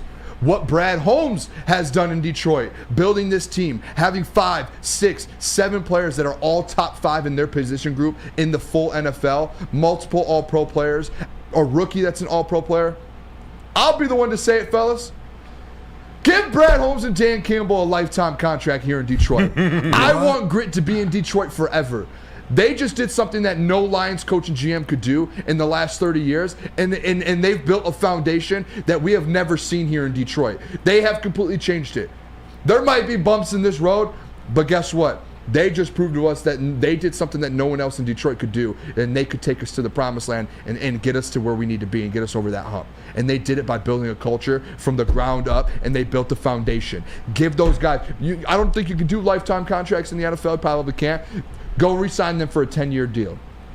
Give them a 10-year deal. I don't care. Keep these guys in Detroit. And that's where I'm going with this, the whole grit thing. We have a video here of a national reporter, I'm guessing, asking Dan Campbell today, hey, was it hard to convince people in the building, to convince players that come in? Was it hard to convince them that this grit thing is real? I don't know if you guys remember the very first press conference that Dan Campbell came in, but when a coach is talking about grit and all of that, and he looks you dead in your eyes, and they say, hey, what's your identity? And he looks you right in your eyes, every single one of you in that room, and says, when we get knocked down, we're getting right back up, and on our way up, we're biting a kneecap, and if we get knocked down again, we're coming up, we're eating your other kneecap, and get knocked down again, and we're going to keep eating your kneecap, and we're going to be the last one standing. That's not fake. That man is this is different. This is completely different. So for people to ask him, hey, did you have to convince me? That should have told you right there. Mm-hmm. Here's the question here. I don't know if it's questioning the legitimacy of the grit thing, but you guys can kind of just get a feel for it yourself here. The grit thing that you've adopted and you're wearing on your hat, when you made your infamous bite your kneecaps thing when you were introduced, you got a lot of national play and laughs for that, but seriously, it's something you tried to institute here, and I'm wondering if that was a tough sell at first. Yeah. Well, no. I mean, I don't. No, because if it was, I didn't notice it, and I wasn't going to listen to it anyway. It's what we were doing here, and the players that are here are for that reason. The players that have been able to stick,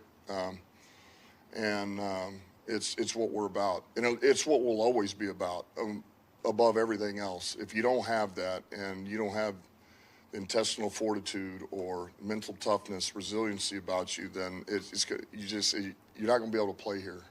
That's the bottom line. So, but no, our guys believe that. You know, the coaches believe it. The whole organization believes it's the bedrock of what we're about. I'm gonna make your bedrock. Dude, okay. He dunked on the guy. Yeah. He dunked on him. And he said it so calmly, so direct. Like, no, like this is who we are. This is why. Without saying it, he said, "This is why we traded that number 6 pick, and we went and got the guy we wanted." Because who was left at that moment? They didn't have the grit that they wanted. You know what? Too, I was thinking about this as well. A lot of teams and organizations, when they build up, what's the one thing that they do when they like to draft? Best player available. Best need. They want to go out there and go get their the dude that's you're supposed to take, and that's what it's like that in every sport. As a GM, as a front office, it's like you're always that's just like what it is. It's like, oh, you want that shiny gold watch, you want the diamond. They've been so different from that, and it's proven last year. Like what Dan just said, we want to go in and get the guys that are about the grit. We don't care if we pass on some dudes. They passed on Jalen Carter. They passed on Bijan Robinson. They passed on Michael Mayer. They passed for on reasons. All those tight ends. They passed on Micah Parsons. They passed on dudes because they said, hey, we're about something. And you don't see this ever in organizations. They're about something, and they're going to be about that. And they're not going to switch up from that. They're not going to change nothing. They're going to stick to those guns. They literally passed on Bijan Robinson, the guy that everyone said was a generational type player, that he was the next Saquon Barkley, the next Derrick Henry. He was that next dude that every team needs. And they said, you know what? We'll pass on him. We'll go get Jahmyr Gibbs, the guy that no one else is talking about. And then in the tight ends, Michael Mayer, Dalton Kincaid, all these guys are getting talked about. And they said, you know what? We don't care about those top 3 or 4 guys. We're going to get the number 4 and number 5th ranked tight end in Sam Laporta because we know what he can be. They just Jack Campbell. He was supposed to be later in the first round. They said, you know what? No, at 18, we're going to get Jack Campbell. And they just kept doing that. And they did that every single year. People wanted Micah Parsons. They said, no, we're going Penei Sewell. And that's the thing about it, dude, is that they bring in guys that have that grit. Yeah, and you know what? the coach that people were most down on earlier in the season, Aaron Glenn, he's a coach who has grit. Like it might be harder to come out when you're calling plays or schemes, but by the time the end of the season happened, this whole team, the whole defense was bought into him, and players started to get healthy. He made the adjustments. I know he doesn't like that word, but he made the adjustments, and the defense is playing much better to the point where they were the difference in a playoff game, in the first playoff win. As incredible as that offense was in the first half, and it's credible we talk about Jared Goff in that game and David Montgomery, St. Brown, that defense has changed the game. They won the game. Holding the Rams to 3 field goals, 0 for 3 in the red zone.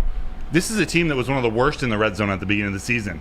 And that's where the grit comes out the most. All right, we're on the goal line. It's grit on grit. Who wins? And the Lions won 3 times. Yeah. 3 times. And 3 times. You've seen, like, you know what the biggest example of all this is as well? The trade deadline.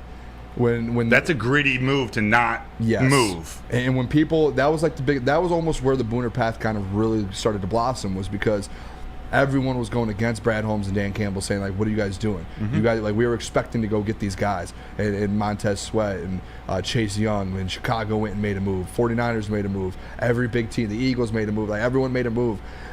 You realize, too, like, the Eagles made a move. Mm-hmm. How'd that help them? You don't always need to make a move. It doesn't always make you better or make you worse. It may have made them better this season, possibly. But look where they're at. They're but 1 win away from the NFC Championship game, to where when that was happening, there was a lot of people that were like, and that was why I always go at Spencer as a joke for it, where it was like a lot of people were like, season's over. We're not competing this year. We're not contending. Now look what people are talking about on shows. People are coming up here saying they're going to the NFC Championship game and the Booner Path is alive. And I was getting clowned that week because I was saying that. And another thing on top of that, do you remember the term that everyone was joking around about and making fun of when during that week? What? The vibes. The vibes, yeah. Booner, but what about the vibes, You're so man? optimistic. You're such a slappy. We didn't make a move because of the vibes, man. Don't want to mess the vibes up. How are those vibes doing now, boys? Huh? How's the grit doing now, boys? Talk to him, boom. How's the Booner Path doing now, fellas? Talk to him. Come on, the vibes. How are the vibes now? Have a chance that you're a 6-point favorite to go to the NFC Championship game and are going to be 1 game, potentially, when you win Sunday, to go into a Super Bowl.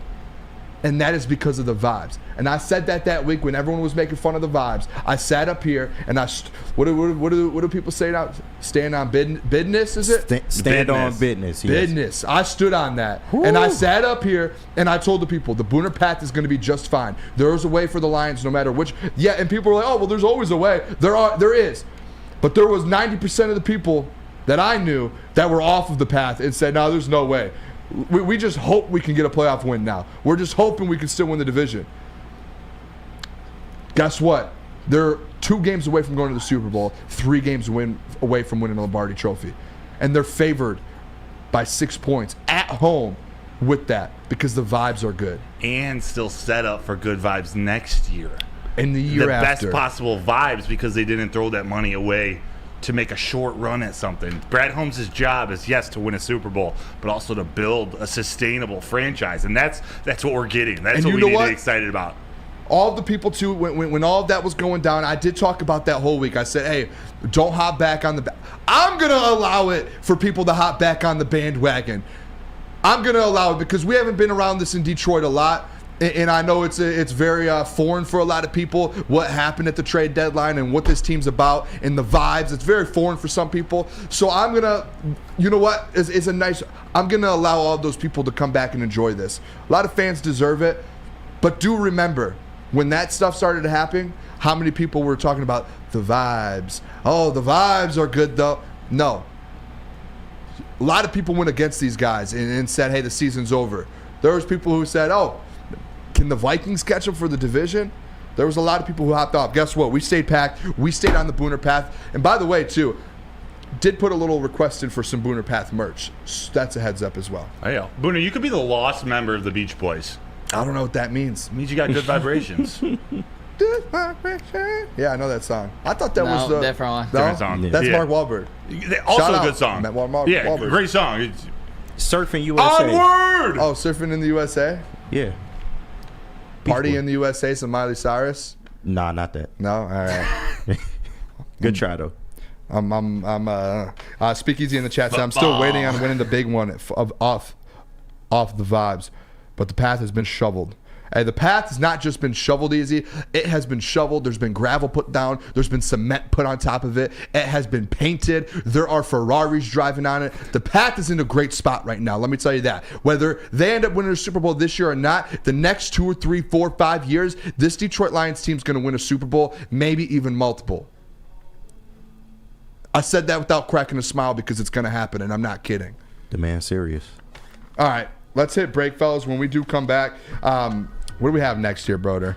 Overreaction Wednesday. Overreaction. Actually, 9:30, we have Ford Field stuff. You know what I actually want to do? Let me make an audible here real quick. Omaha. Let's do who needs to have the biggest game on offense and defense this Sunday for the Detroit Lions to get that win. Okay. Let's do that. That was something we skipped over because we got into a whole Nick Sirianni talk. Let me tell you guys, though, about a defense here. Just like the Detroit Lions, a great defense. Turnovers. That is Guardian Alarm. Customized solutions from real experts. Our professional technicians, they take the time to recommend security and automation solutions that are specific to your needs. They have 24/7 professional monitoring. You can give them a call anytime, day or night, and know that a Guardian Alarm team member, they will stay on the phone as long as needed. Technology that is backed by people, where your safety and security deserves technology that has been proven to work and people have been proven to care. Make sure that number on the screen, fellas. Call this number for a great defense. It is 1-800. Stay out. Stay out. Join Woodward Sports' own Jeff Iafrate along with special WSN guests for the most anticipated Lions season in decades. Filled with different surprises and expert analysis. You're not going to want to miss out. Go to our Woodward Sports YouTube channel on Sundays and tune in live from 9:30 to 11:30 a.m.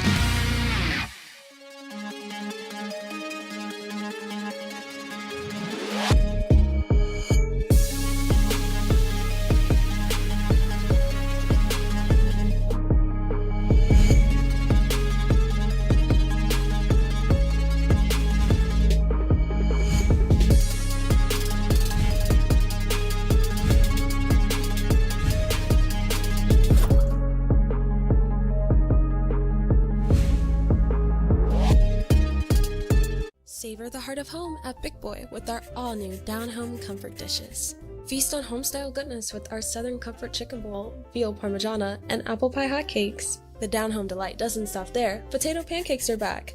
Dive into the richness of our perfectly crafted potatoes with our classic potato pancakes and our stuffed potato pancakes. Top off your meal with our new gingerbread shake, a seamless blend of creamy vanilla and sweet gingerbread flavors. Nothing beats the comforting taste of down-home cooking. Enjoy every bite, only at Big Boy.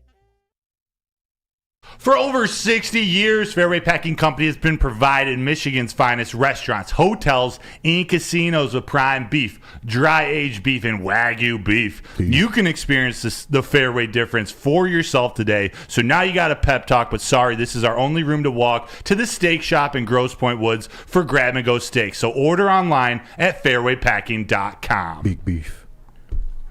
Fairway, baby. Check it out. Look at that. The wall behind us is beautiful.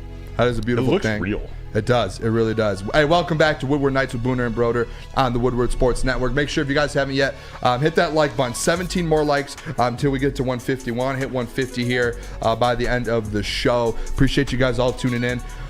This Sunday, though, Detroit Lions versus the Tampa Bay Buccaneers. Broder, I want on offense, and I want everyone in the chat right now, if you're listening, drop one player on offense that needs to have a big game for the Detroit Lions to win this football game. If this one player goes out there and takes care of business, there's no way the Detroit Lions lose. One offensive player, who do you have? Jahmyr Gibbs. And I really want to say J-Mo, and I think J-Mo's going to have a big game. And I picked him to have a big game last week, but... And I think he's going to have a big game, or needs to, because I think that defense needs to be stretched out so the middle of the field's open. That's what J-Mo does. I think Jahmyr Gibbs can bring that too. And I think he can do it in the pass game. We saw him catch 5 balls this past Sunday against the Rams. The ability for Jahmyr Gibbs to not dominate, but take advantage of the flat, use the flats, and David Montgomery too. That almost neutralizes the pass rush that the Buccaneers can bring. Maybe Levante David has to pay more attention to him than Sam Laporta. It all gets out of whack when you have this weapon out of the backfield that can hit a home run at any point. And he was one that didn't play in that first game. So that's why I think not just that he's going to be a difference maker, but him having a big game is going to make this offense run so much smoother. I agree with that. When I was on the heavies, that was just something that came up. I was talking about on how last week versus the Eagles, Jason Kelsey mentioned that like the reason their offense struggled so much was because they just were in blitz packages the whole time and they were sending everyone. He said they were basically in goal line packages the whole game. And it was hard for them to run the ball on them. So that was when they started getting into situations. Now I think 5 Pro Bowl offensive linemen, a Pro Bowl fullback, and a Pro Bowl running back. It was just the Todd Bowles. Todd Bowles had a great game plan. He had a really good D that game. He was ready to go. But with that though, it's Jahmyr Gibbs might not be able to run the ball as well as he usually does. It's going to be in the pass game. Yeah. And my one player, I think, and this might be the obvious one. This might be the one guy where it's like, oh, Booner, of course, but Jared Goff. It's because the pressure that's going to happen and come to him, like what's going to that didn't sound great either. But the pressure that he's going to have to withstand. I'll allow it. Yeah, thank you. He's going to have a big game, and they're going to throw everything at him. They know the way to win the football game versus Jared Goff is to put pressure on him, and he changes a little bit, and that's what they're going to try and do. Is they're going to try to put Jared Goff in tough positions. If he can find a way to withstand that and step up, they're going to win this football game. If Jared Goff plays a clean game, you don't lose. And it's going to be the same thing the rest of the postseason. Is Jared Goff, you play solid, you win. And he's done it. Like when he plays solid, it's very, very well known and shown that you win football games when he has won a lot of games in his career. It's because he's so solid. And week 6 against Tampa was one of the first games this year that I think turned at least a chunk of fans in Detroit around to show him that without a run game, he could carry the team to a win. It's not maybe the recipe for success for a full season, but he did it when they needed him in that game. No David Montgomery, no Jahmyr Gibbs. Craig Reynolds was your top rusher with 15 yards on 10 carries. So he stepped up. And remember, that was a $5 bill game. He pulled it out. I think everyone thought Jared Goff should get the game ball, but they gave it to Jack Fox. That was, the $5 bill Dan Campbell in the post game. Yeah. So Jared Goff carried him in that game, and I expect him to play well again. But you're right. Avoiding that pressure or the offensive line, the Lions neutralizing that pressure is key. It's the key to every single game. There's going to be pressure this game. That's inevitable. Like you're going to have a lot of pressure in this game. Like this last week, he did go 22 for 22 with no pressure. But when he got pressure, those were the incompletions. He's going to have to complete passes and play at a high level with pressure. Like they did it last week to Jalen Hurts, and they threw a lot of pressure at guys. They're going to do it this week because they know that's the way to get him. You play clean football, you win this game. Yeah, Don Rivera, he clued in on it. He said, can you talk about how important the offensive line is? It's crucial. And you just hit on it. So I'm not going to go into more detail. But if they play well, if they keep pressure out, Jared Goff plays well. And when Jared Goff plays well, the Lions usually win. Yeah. Nick, you had something real quick? I was just going to double down on the fact that Kalijah Kancey and Vita Vea are two very good defensive ends that that was the guy singled out last time was Donald and the other rookie that we went up against. So got to handle it up the middle specifically and make things happen for Jared Goff and these backs. Yeah, Diaby. Did you have a defensive player who's on the defensive side? Who needs to step up? Who needs to have a big game for the Detroit Lions to win? I can't remember how often I picked him. I don't think I picked him last week, but I think it's Alex Anzalone. I think both what they do in the middle of the field in the pass game, but also Rachaad White being such a good pass catcher out of the backfield. I think he's third in the league in scrimmage yards. Let me double check my notes. One of 6 players. How about this? How about this stat? One of 6 players, Rachaad White, their running back, one of 6 players with 1,500 scrimmage yards and 9+ touchdowns in the league this year. That's with Christian McCaffrey, Tyreek Hill, CeeDee Lamb, Breece Hall, and Amon-Ra St. Brown. Ooh. So he's in some pretty good company there, and he's third in receiving yards among running backs.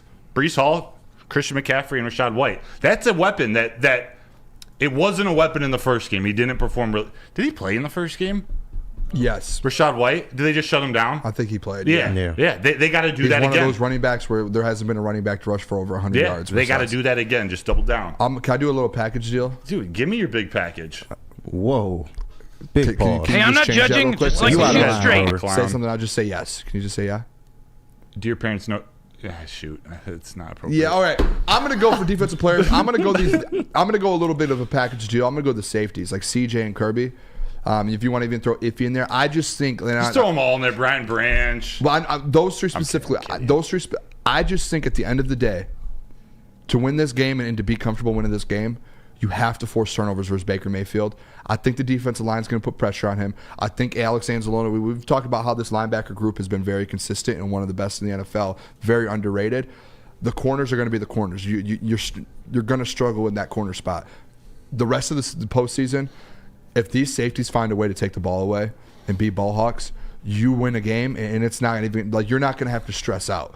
Like if CJ goes out there in the first half, gets one, and somehow Iffy or Brian Branch or Kirby gets one in the second half, you just gain 2 possessions and your offense is going to go score on this defense. Like that changes the game. I think that's the number one key. And I always do say turnovers, but I think it's these safeties, man. I think they're like if they play well, if these safeties play well, that is huge. Nick, don't say it. Don't say it. Red Wings win, baby. Red Wings win in overtime. Sorry about that, boys. I had a player as well, but it happened all at the same time. In overtime, right? Give me the score. Hey, speaking about pressure, that's where I'm going to go with mine because Wings were under pressure tonight coming back from a big game. He's going out to break it. Needed points here. Hey, who's my guy? With pressure, Aiden Hutchinson needs to keep on remaining super hot on this D-line. He needs to keep getting to the quarterback. That's when our defense is at our best, when we are giving guys opportunity in the secondary, Booner, because of that pressure to make those turnovers. I think Aiden Hutchinson remains hot in this game. Need a big game from him. KG, what you thinking? Yeah, offense, I got Amon-Ra St. Brown because, I mean, they can't stop the man. He's unguardable. The last game that they played, they gave up over 100 yards to him. If Amon-Ra has a big game, most of the time the Lions win. And I got to go with Nick's pick of Aiden, man. Your big players got to step up in big moments. Aiden's been doing good. I know he had 2 sacks last week. One was kind of a gimme. But I look for him to have a big game, get pressure on Baker, and make him make mistakes, man, because that's when he does, is when he's under pressure. I love that Fat Hog spirit. Aiden Hutchinson, he did get shut down against Luke Gedeke in that first game, so he's motivated to have a big game. And like we said, this line is different. This defense is different. I think it's a huge part of this game. Both you guys going Aiden Hutchinson, it's on the spot. He struggled against Tristan Wirfs last time. Yeah, so he's going to dominate Tristan Wirfs. Did Tristan Wirfs move over to left tackle after that game? I think so. Jeff Olson, who was playing right tackle in week 6. What were you saying, Booner? I was saying it's time for break, fellas. This is a next segment. We have a couple videos for you guys. Kind of a new segment. Just off the top of my head here, like Lions videos of the week or something. Interesting. Got 2 videos I want to share with you guys, and we can kind of discuss like where them fans submit, or we pull fan videos from Twitter or something. Yeah, but these are ones that I think the people are going to want to see. It might be a little surprise. So tell us about Mark White. I'll tell them after. Just wanted to give a quick update for the people. Wings 3 straight wins against playoff teams. We had a pretty rough stretch there. This is really big for the Red Wings. Shout out the people and shout out the Red Wings. Let's go. Yes, so this is now about Aiden Hutchinson. If he's looking to find residence in the backfield, he's going to go to Mark White, and that's what you should do too. Smart, man. Yeah, if you're dreaming of a new home, but you're feeling the financial pinch, just go find Mark White and Associates. They're here to help. Mark White and his team will pay up to $5,000. That's $1,000 less than Amon-Ra St. Brown got fined for throwing the football underhand into the stands. That's right, I said $5,000 of your closing costs. So give Mark White and Associates a call today at 248-290-8242 or visit them at markwhitesells.com. Now, coming to Woodward Sports, Woodward and Main Street, the Woodward Sports Network Detroit Lions show. Let's go! Catch Gabrielle D. Phillips, Matt Broder, and Terry Foster for all the latest news on your Detroit Lions every week. Only on the Woodward Sports Network YouTube channel and woodwardsports.com.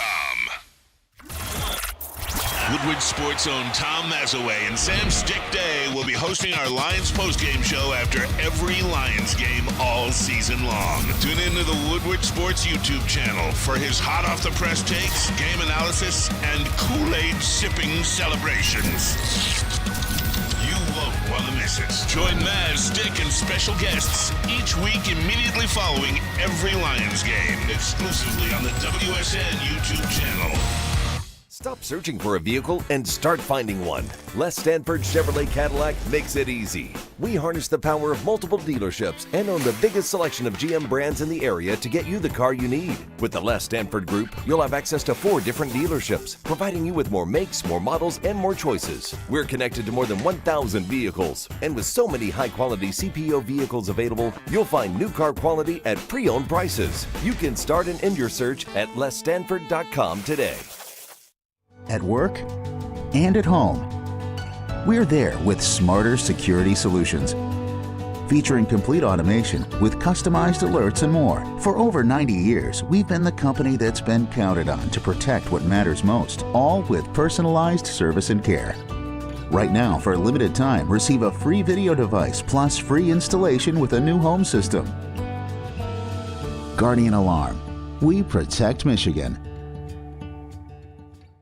Would you like some super hot merchandise just like the Red Wings? Are you tired of wearing the same old Detroit sports merch? It's a new era in Detroit sports wearables, new designs, amazing apparel, and the ultimate swag. Check out Woodward Sports' latest gear at woodwardsports.com and click shop. Hoodies, tees, and the hats that are guaranteed to turn heads. Click or get the latest designs today at woodwardsports.com and click shop. All right, welcome back to Woodward Nights with Booner and Broder on the Woodward Sports Network. Appreciate you guys locking in. Shout out the Red Wings for getting their, third straight win, was it, Nick? I'll tell you, Red Wings moving to third in the Atlantic past the Leafs with the win, the away fan. Shout out the away fan. Fat Hog Spirit, baby. Make sure if you guys haven't yet, hit that like button for us. Everyone hit it right now. 240 people watching. Should have 240 likes. Stop what you're doing. Hit the like button. We're getting into this, though. Can we gingerly touch tips? Detroit. Why is my blower? Brother, it's a little awkward. Get better, bro. Got it. This is a funny game. I've got some videos for you guys. This is basically let's call this like the Detroit Lions videos of the week. Got 2 of them. First one here. I don't know if you guys remember. I'm sure you guys didn't forget. Everyone booed Matthew Stafford on Sunday. His reaction to it, I don't know if you guys have seen this yet. Matthew Stafford was mic'd up, and we're going to kind of do a little reaction here to it because in KG, when we do it, if you could just play it like 1 or 2 times, maybe even a third time, just so that people can hear, because it's a little hard to hear when he's starting to say it, but he does throw some things out there. And if you guys felt bad for booing him, don't feel bad. This man, he was ready for it. So here, listen to this. Matthew Stafford returns to the Motor City with the Los Angeles Rams. Yeah, come on, bring it. Yeah. Can you play it one more time? Uno más, por favor. Matthew Stafford returns to the Motor City with the Los Angeles Rams. Yeah, come on, bring it. Yeah. I can't. What's he saying? He's saying, give it to me. Like, let's go. Oh, okay. He's cheering on. If you guys didn't hear, he's cheering on. Good. For the fans, like when they're booing him, he's like, "Yep, give it to me. Like, let's go. Like, all the smoke. I want to hear." Which I think it's like, shout out to him for doing that. Yeah, like he's a competitor. That's what you should want. I don't know if what you were getting at. It's confusing why his post game interview, why there was any drama. This is what was as expected. Yeah, and he expected by him. So the post game interview stuff. Can I address that real quick? You may. And I've changed my mind on this. People might like Detroit fans might be a little mad. I mean, I don't really care. Like. I'm the leader of the Booner path here. I'm lockstep with everyone. It was after a game. That man probably was concussed, and he just lost a huge game, emotional game, coming back to Detroit where he wanted to beat them. That I don't think he meant to when he made that comment about hey, like I'm happy for the players. I think he meant it in the moment, but I think like if you asked him today, he would. Even if it didn't blow up, I think he would be like, I do love the city. Like Kelly coming out after and saying like, hey, I want the city to go win it. I wanted Lombardi for the city. I think it was like once the emotions are all settled down. Like at the end of the day, Kelly did bring up a good point. I don't know if you guys there was like that one clip that she, everyone was talking about. If you watched her full podcast, she did say like, hey, to be fair, for Lions fans, if Matthew Stafford came in and beat the Lions. And he like was running off the field like waving to everyone like look what I just did. Lions fans would be going at him. Yeah. Like it was just it happened opposite. Matthew Stafford was obviously upset about the game, like it was an emotional game, and said what he said. I think, and I said this to Travis before the game or before the show. When they return next year, people should, like, he should at a regular season game, he should get a standing ovation. He should get his flowers. He should get the video. He should get that. Like, that should happen next year. Like, wear your Stafford jerseys. That should happen next year in the regular season. That specific game, though, he embraced it. He knew what was coming. Honestly, he won a Super Bowl. He knows what the playoffs is all about. I thought everything was handled perfect. Like, the level of competition was perfect and it was healthy. There was booing. It was cheering for Goff and the Lions. Like, there wasn't anything negative that like I can't imagine a more perfect crowd reaction or more perfect fan base battle during a game in that big of a game with that many storylines. It could have been so much worse. I'm proud of Detroit. I want to address a couple things here. First of all, undressed a couple things. Chef here, shout out Chef, awesome listener. He see him on Twitter all the time. He said when they return to next year, he'll still be the guy that never won anything in Detroit. That is true, yes, but he still will be the guy that was here for 12 seasons. My childhood, he got me into football, and when I was growing up, I became a Detroit Lions fan because of him and Calvin Johnson, and his family still did so much for the city of Detroit. As much as you guys may hate that he didn't win, he did a lot for the city of Detroit. Yeah. In the playoff game, I said it last week at the beginning of the week. I said, listen, for the next 7 days, he is enemy number one in Detroit. But as soon as that game's over and as soon as you beat him and you get him out of the playoffs, he is Matthew Stafford of Detroit. He was home here for 12 years. He grew up here. He helped a lot of us grow up as Lions fans. Just like I'm sure some of you that are older, there's some people that you guys that maybe never won it. There's a lot of players that never won something for you in the 90s, in the early 2000s, and in the 80s. And guess what? I'm sure you're still a fan of those players, huh? Because the Lions haven't won a lot of things going forward, but I'm sure you're still fans of a lot of players on this football team from the past. So don't forget about that with Matthew Stafford as well, because he brought a lot of us into this Lions organization. And Denver said, WTF, hell no, Booner. Hell yes, Denver. He was here for 12 years, and he got us all into I became a Lions fan because of him. He brought a lot of memories. He made a lot of memories for especially kids growing up. Like, him and you Kelvin, were a kid man. during that time.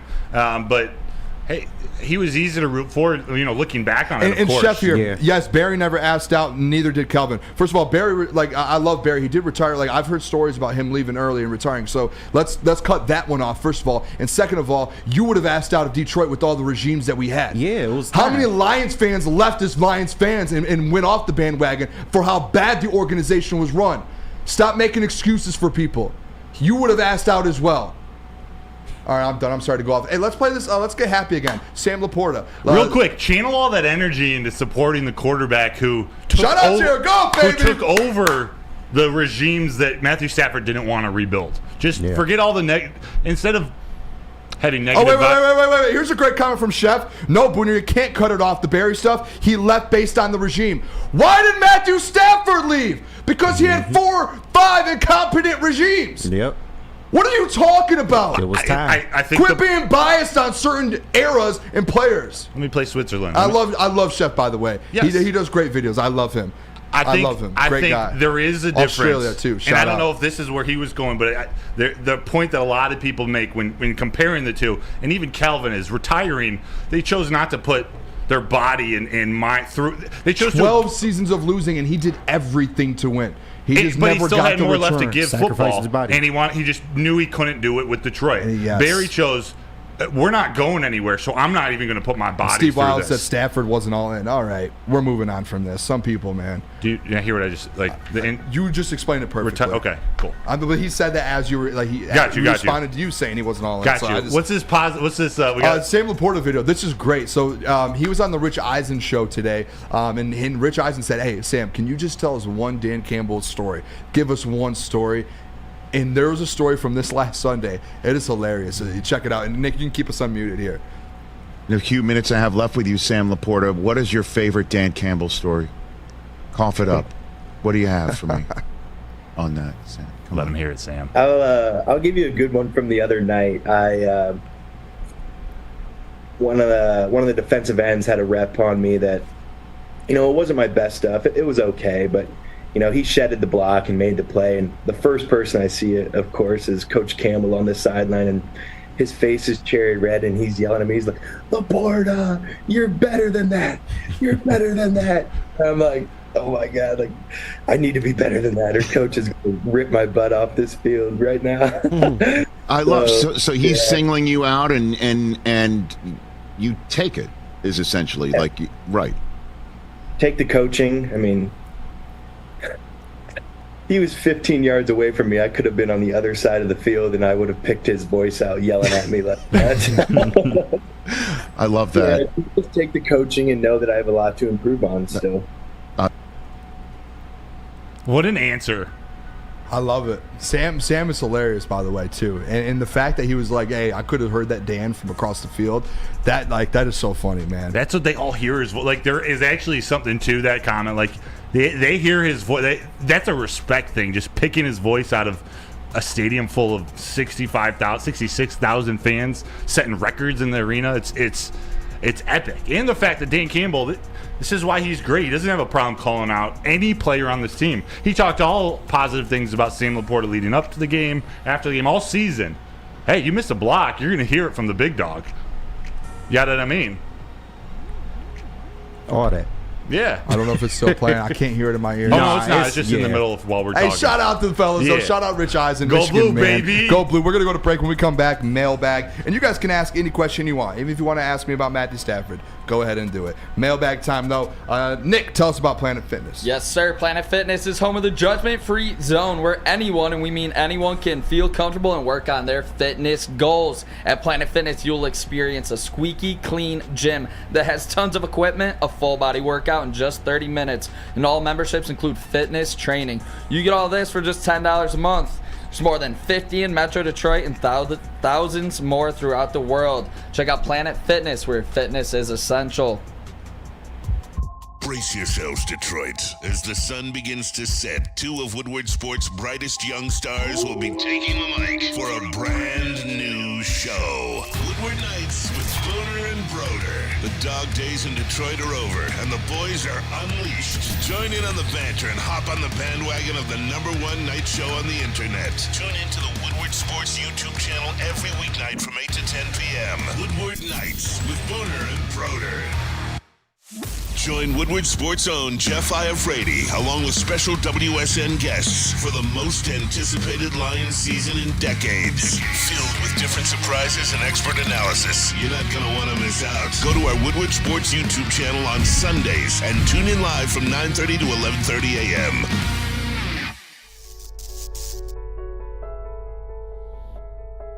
We've just received word. The world's cannabis supply has vanished. The public is outraged and has taken to the streets in response to this tragedy. The individual responsible acted alone, and we can only hope they will make things right soon.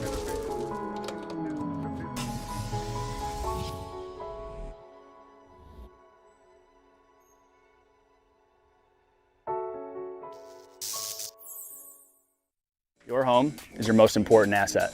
Flexibility in the sales process is key. When you work with Mark White & Associates, you can cancel at any time, for any reason, without penalty. Speaking of flexibility, check this out. Who you work with matters. Hire the best broker in the game.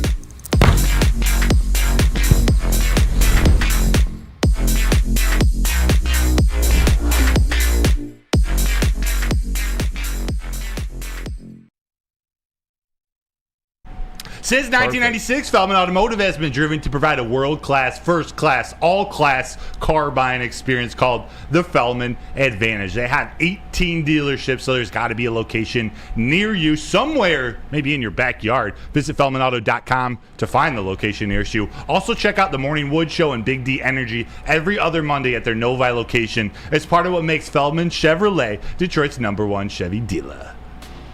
All right, welcome back. Woodward Nights with Booner and Broder on the Woodward Sports Network. Appreciate you guys tuning in.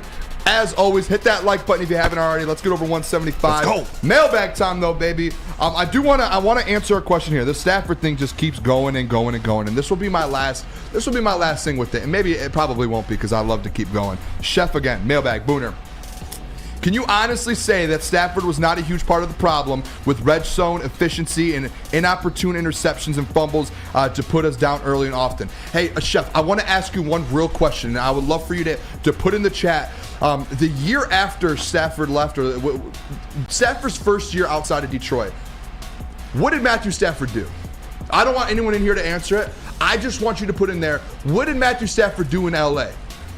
With a good regime, a good head coach, and good pieces. Just drop it in the chat. I'll get to it later. Just want you to put that in there, though. Is that fair? Sure. Okay. Yeah. I just wanted to make sure. I'm not crazy that, like, maybe Stafford wasn't the problem. Sorry, I didn't. Just drop it in the chat, please. All right, let's get to questions here. Mailbag. Broder, you said you had a couple? Yeah, AB1 Kenobi, mailbag. Broder, who's the best ball grabber on the team? That's right. I mean, it's got to be Kirby Joseph with 4. Am I right? Well, how many catches does Amon-Ra St. Brown have? But ball grabbing, ball hawking, it's on the defensive end. That's fair. Yep. That's fair. He's got 4 interceptions, 7th in the NFL, I believe. Eduardo said, is it fair to assume not to be worried about the Bucs blitzing? Minnesota blitzes a lot more, and Goff tore them apart. I hope we don't get Rams-Lions week 1 next season. The only reason I'm a little concerned of the Bucs defense and the blitzing is because what they did to the Eagles last week. And that offensive line, like we do know that they are legit. So yeah, it's something that's the to only be worry I have. not be concerned about, because Goff did play well against the Vikings when being pressured, but when he's played his worst, it's been when there's been pressure. So there's a lot to it. Yeah. So I guess a roundabout way to say this is a massive game for the offensive line. Ryan Hamilton said, do y'all think that it's possible for the Detroit Lions to get another home playoff game? Thoughts about a potential 49ers upset? Yeah. I think there's a chance. And I think the formula is the 49ers just had 2 weeks off. All of their starters did. And on top of that, the Packers are playing their best football of the year. And Jordan Love's playing at a very high level. Yeah, it says, I don't mean to go back to the same comparison, but the Lions going into the playoffs, or the Lions finishing into last year, the Packers have hit their stride. And Jordan Love is playing great. And Aaron Jones, who's been injured most of the season, not really contributing too much. He's running as well as any running back in the league. So, hey, the 49ers are legit, but Packers have some pieces that can beat them. Follow up. Chef did drop his answer. He dropped his answer to me in there. He said he won a Super Bowl. Matthew Stafford won a Super Bowl. He won a Super Bowl when he left. But he was the problem. He won a Super Bowl. But his turnovers and his red zone efficiency, that was a problem. And then he went somewhere and won a Super Bowl. And then he followed up, but he did not look like a different player on that championship team. So that point, right, you just typed out and proved my point, Chef. He didn't look like he was the same player in Detroit.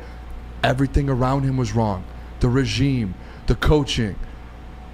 But when you take, I think you're kind of proving his point too. Of it wasn't good enough, so he asked out he didn't have the grit to persevere to it. And come on, no, we're not. He was there for 12 years. They had plenty of time to put stuff around him. He got 12 years. Yeah, he had the most paid contracts in history as a quarterback. He had what? Ever. He had what? Like he was getting the highest amount of money ever. What's the money have to do with the regime? Less. Give him a good coach. You can build a team. Give him a good coach. Take less. Give him a good coach. Take less. I don't want to hear any. Did the Rams pay him the same amount of money in Detroit, right? They got the contract too, right? They had a team around where he was the last piece. They weren't able to build anything because the Rams of that. had to pay him the same amount of cap hit, and they still won. I'm going to steal one from Neil Rule. Matthew Stafford was not the problem, but he was not the solution. You could have got him if he had Dan Campbell earlier in his career and Brad Holmes. I guarantee you what we win a Super Bowl. Really, a first-year head coach? Like we got to start giving credit to Jared Goff on these. Wait. I'm not saying if he stayed. I'm saying if Dan Campbell was with him earlier in his career in Detroit, and that regime came in like his 5th or 6th year, they would have won a Super Bowl. If they would have brought in the right, if Sheila would have taken over and they brought in the right coaches and the right GM, they would have won a Super Bowl a lot. They would have won some. Detroit would have won that playoff game way earlier. Yeah, it was coaching. It was GMs. They just kept the owner. They could not figure it out. And yes, the money might have been an issue, but guess what? Who paid Matthew Stafford? Yes, he took the contracts. Where's the GM? Brad Holmes is going to end up paying Jared Goff. Maybe not that much, but he's going to pay players. But guess what? He's a great GM. He knows how to draft. He knows what he's doing. Dan Campbell's built something. That's something we've never seen in Detroit. That's why I said give them a lifetime deal. That's why I said they're the best head coach and GM duo we've ever seen in this town. From Freddie Felt, we buried Stafford on Sunday onto Faker Mayfield. I agree. Let's put all this is just a conversation BS we in the had. past, We're gonna have the conversation either way. We're talking Baker Mayfield all week. We've talked him for 2 days. Let's see. Any more questions here? No. All right. Let me answer a couple more. Eduardo said, "Would you rather have Stafford or Goff right now?" I'd rather have Goff right now. Yeah. Chef said he's gonna call in tomorrow and y'all gonna discuss this. I like it. Yeah. By the way, you guys I don't really want to talk Matthew Stafford anymore. This conversation's over. He went and won a Super Bowl. The conversation was done. We just ended him on Sunday. He won his Super Bowl. We just ended him Sunday. End of conversation. You guys see that video of Jared Goff and his dad pulling out of Ford Field? Beautiful. And I found that out. That was from Monday the Night playoffs. Football. This is from 6 weeks ago. I know. That kind of. I wish he would have never said that. I knew there was something shady about that page. I wish he never would have said that. I just want to believe that was after this playoff win. I had a weird feel like, why is the biggest night in Detroit and his dad's driving him out with the window? And I know we don't even need to talk about it, but funny. All right, we appreciate you guys a ton. All of you guys who tuned in, make sure if you guys can hit the like button on your way out. We'll be back tomorrow. That was a great conversation at the end. I love arguing with the boys. It's one of my favorite things to do. Just heavyweight battle. All right, make sure tomorrow morning Woodward show 8 a.m. or the morning Wood at 8 a.m. 10 o'clock or 11 BDE E&E with Armani and Maz. I'm pulling in on that show tomorrow. Armani Edwards with Maz. It's going to be Broder, Edwards, and Maz. Really? Edwards, Maz, You're and Broder filling in? tomorrow. Yeah. Oh, wow. Yeah. Wow. And then heavyweights, and then Woodward Nights right after. Appreciate you guys. We'll see you guys tomorrow, 8 p.m. Dude, Love you guys. Jeez.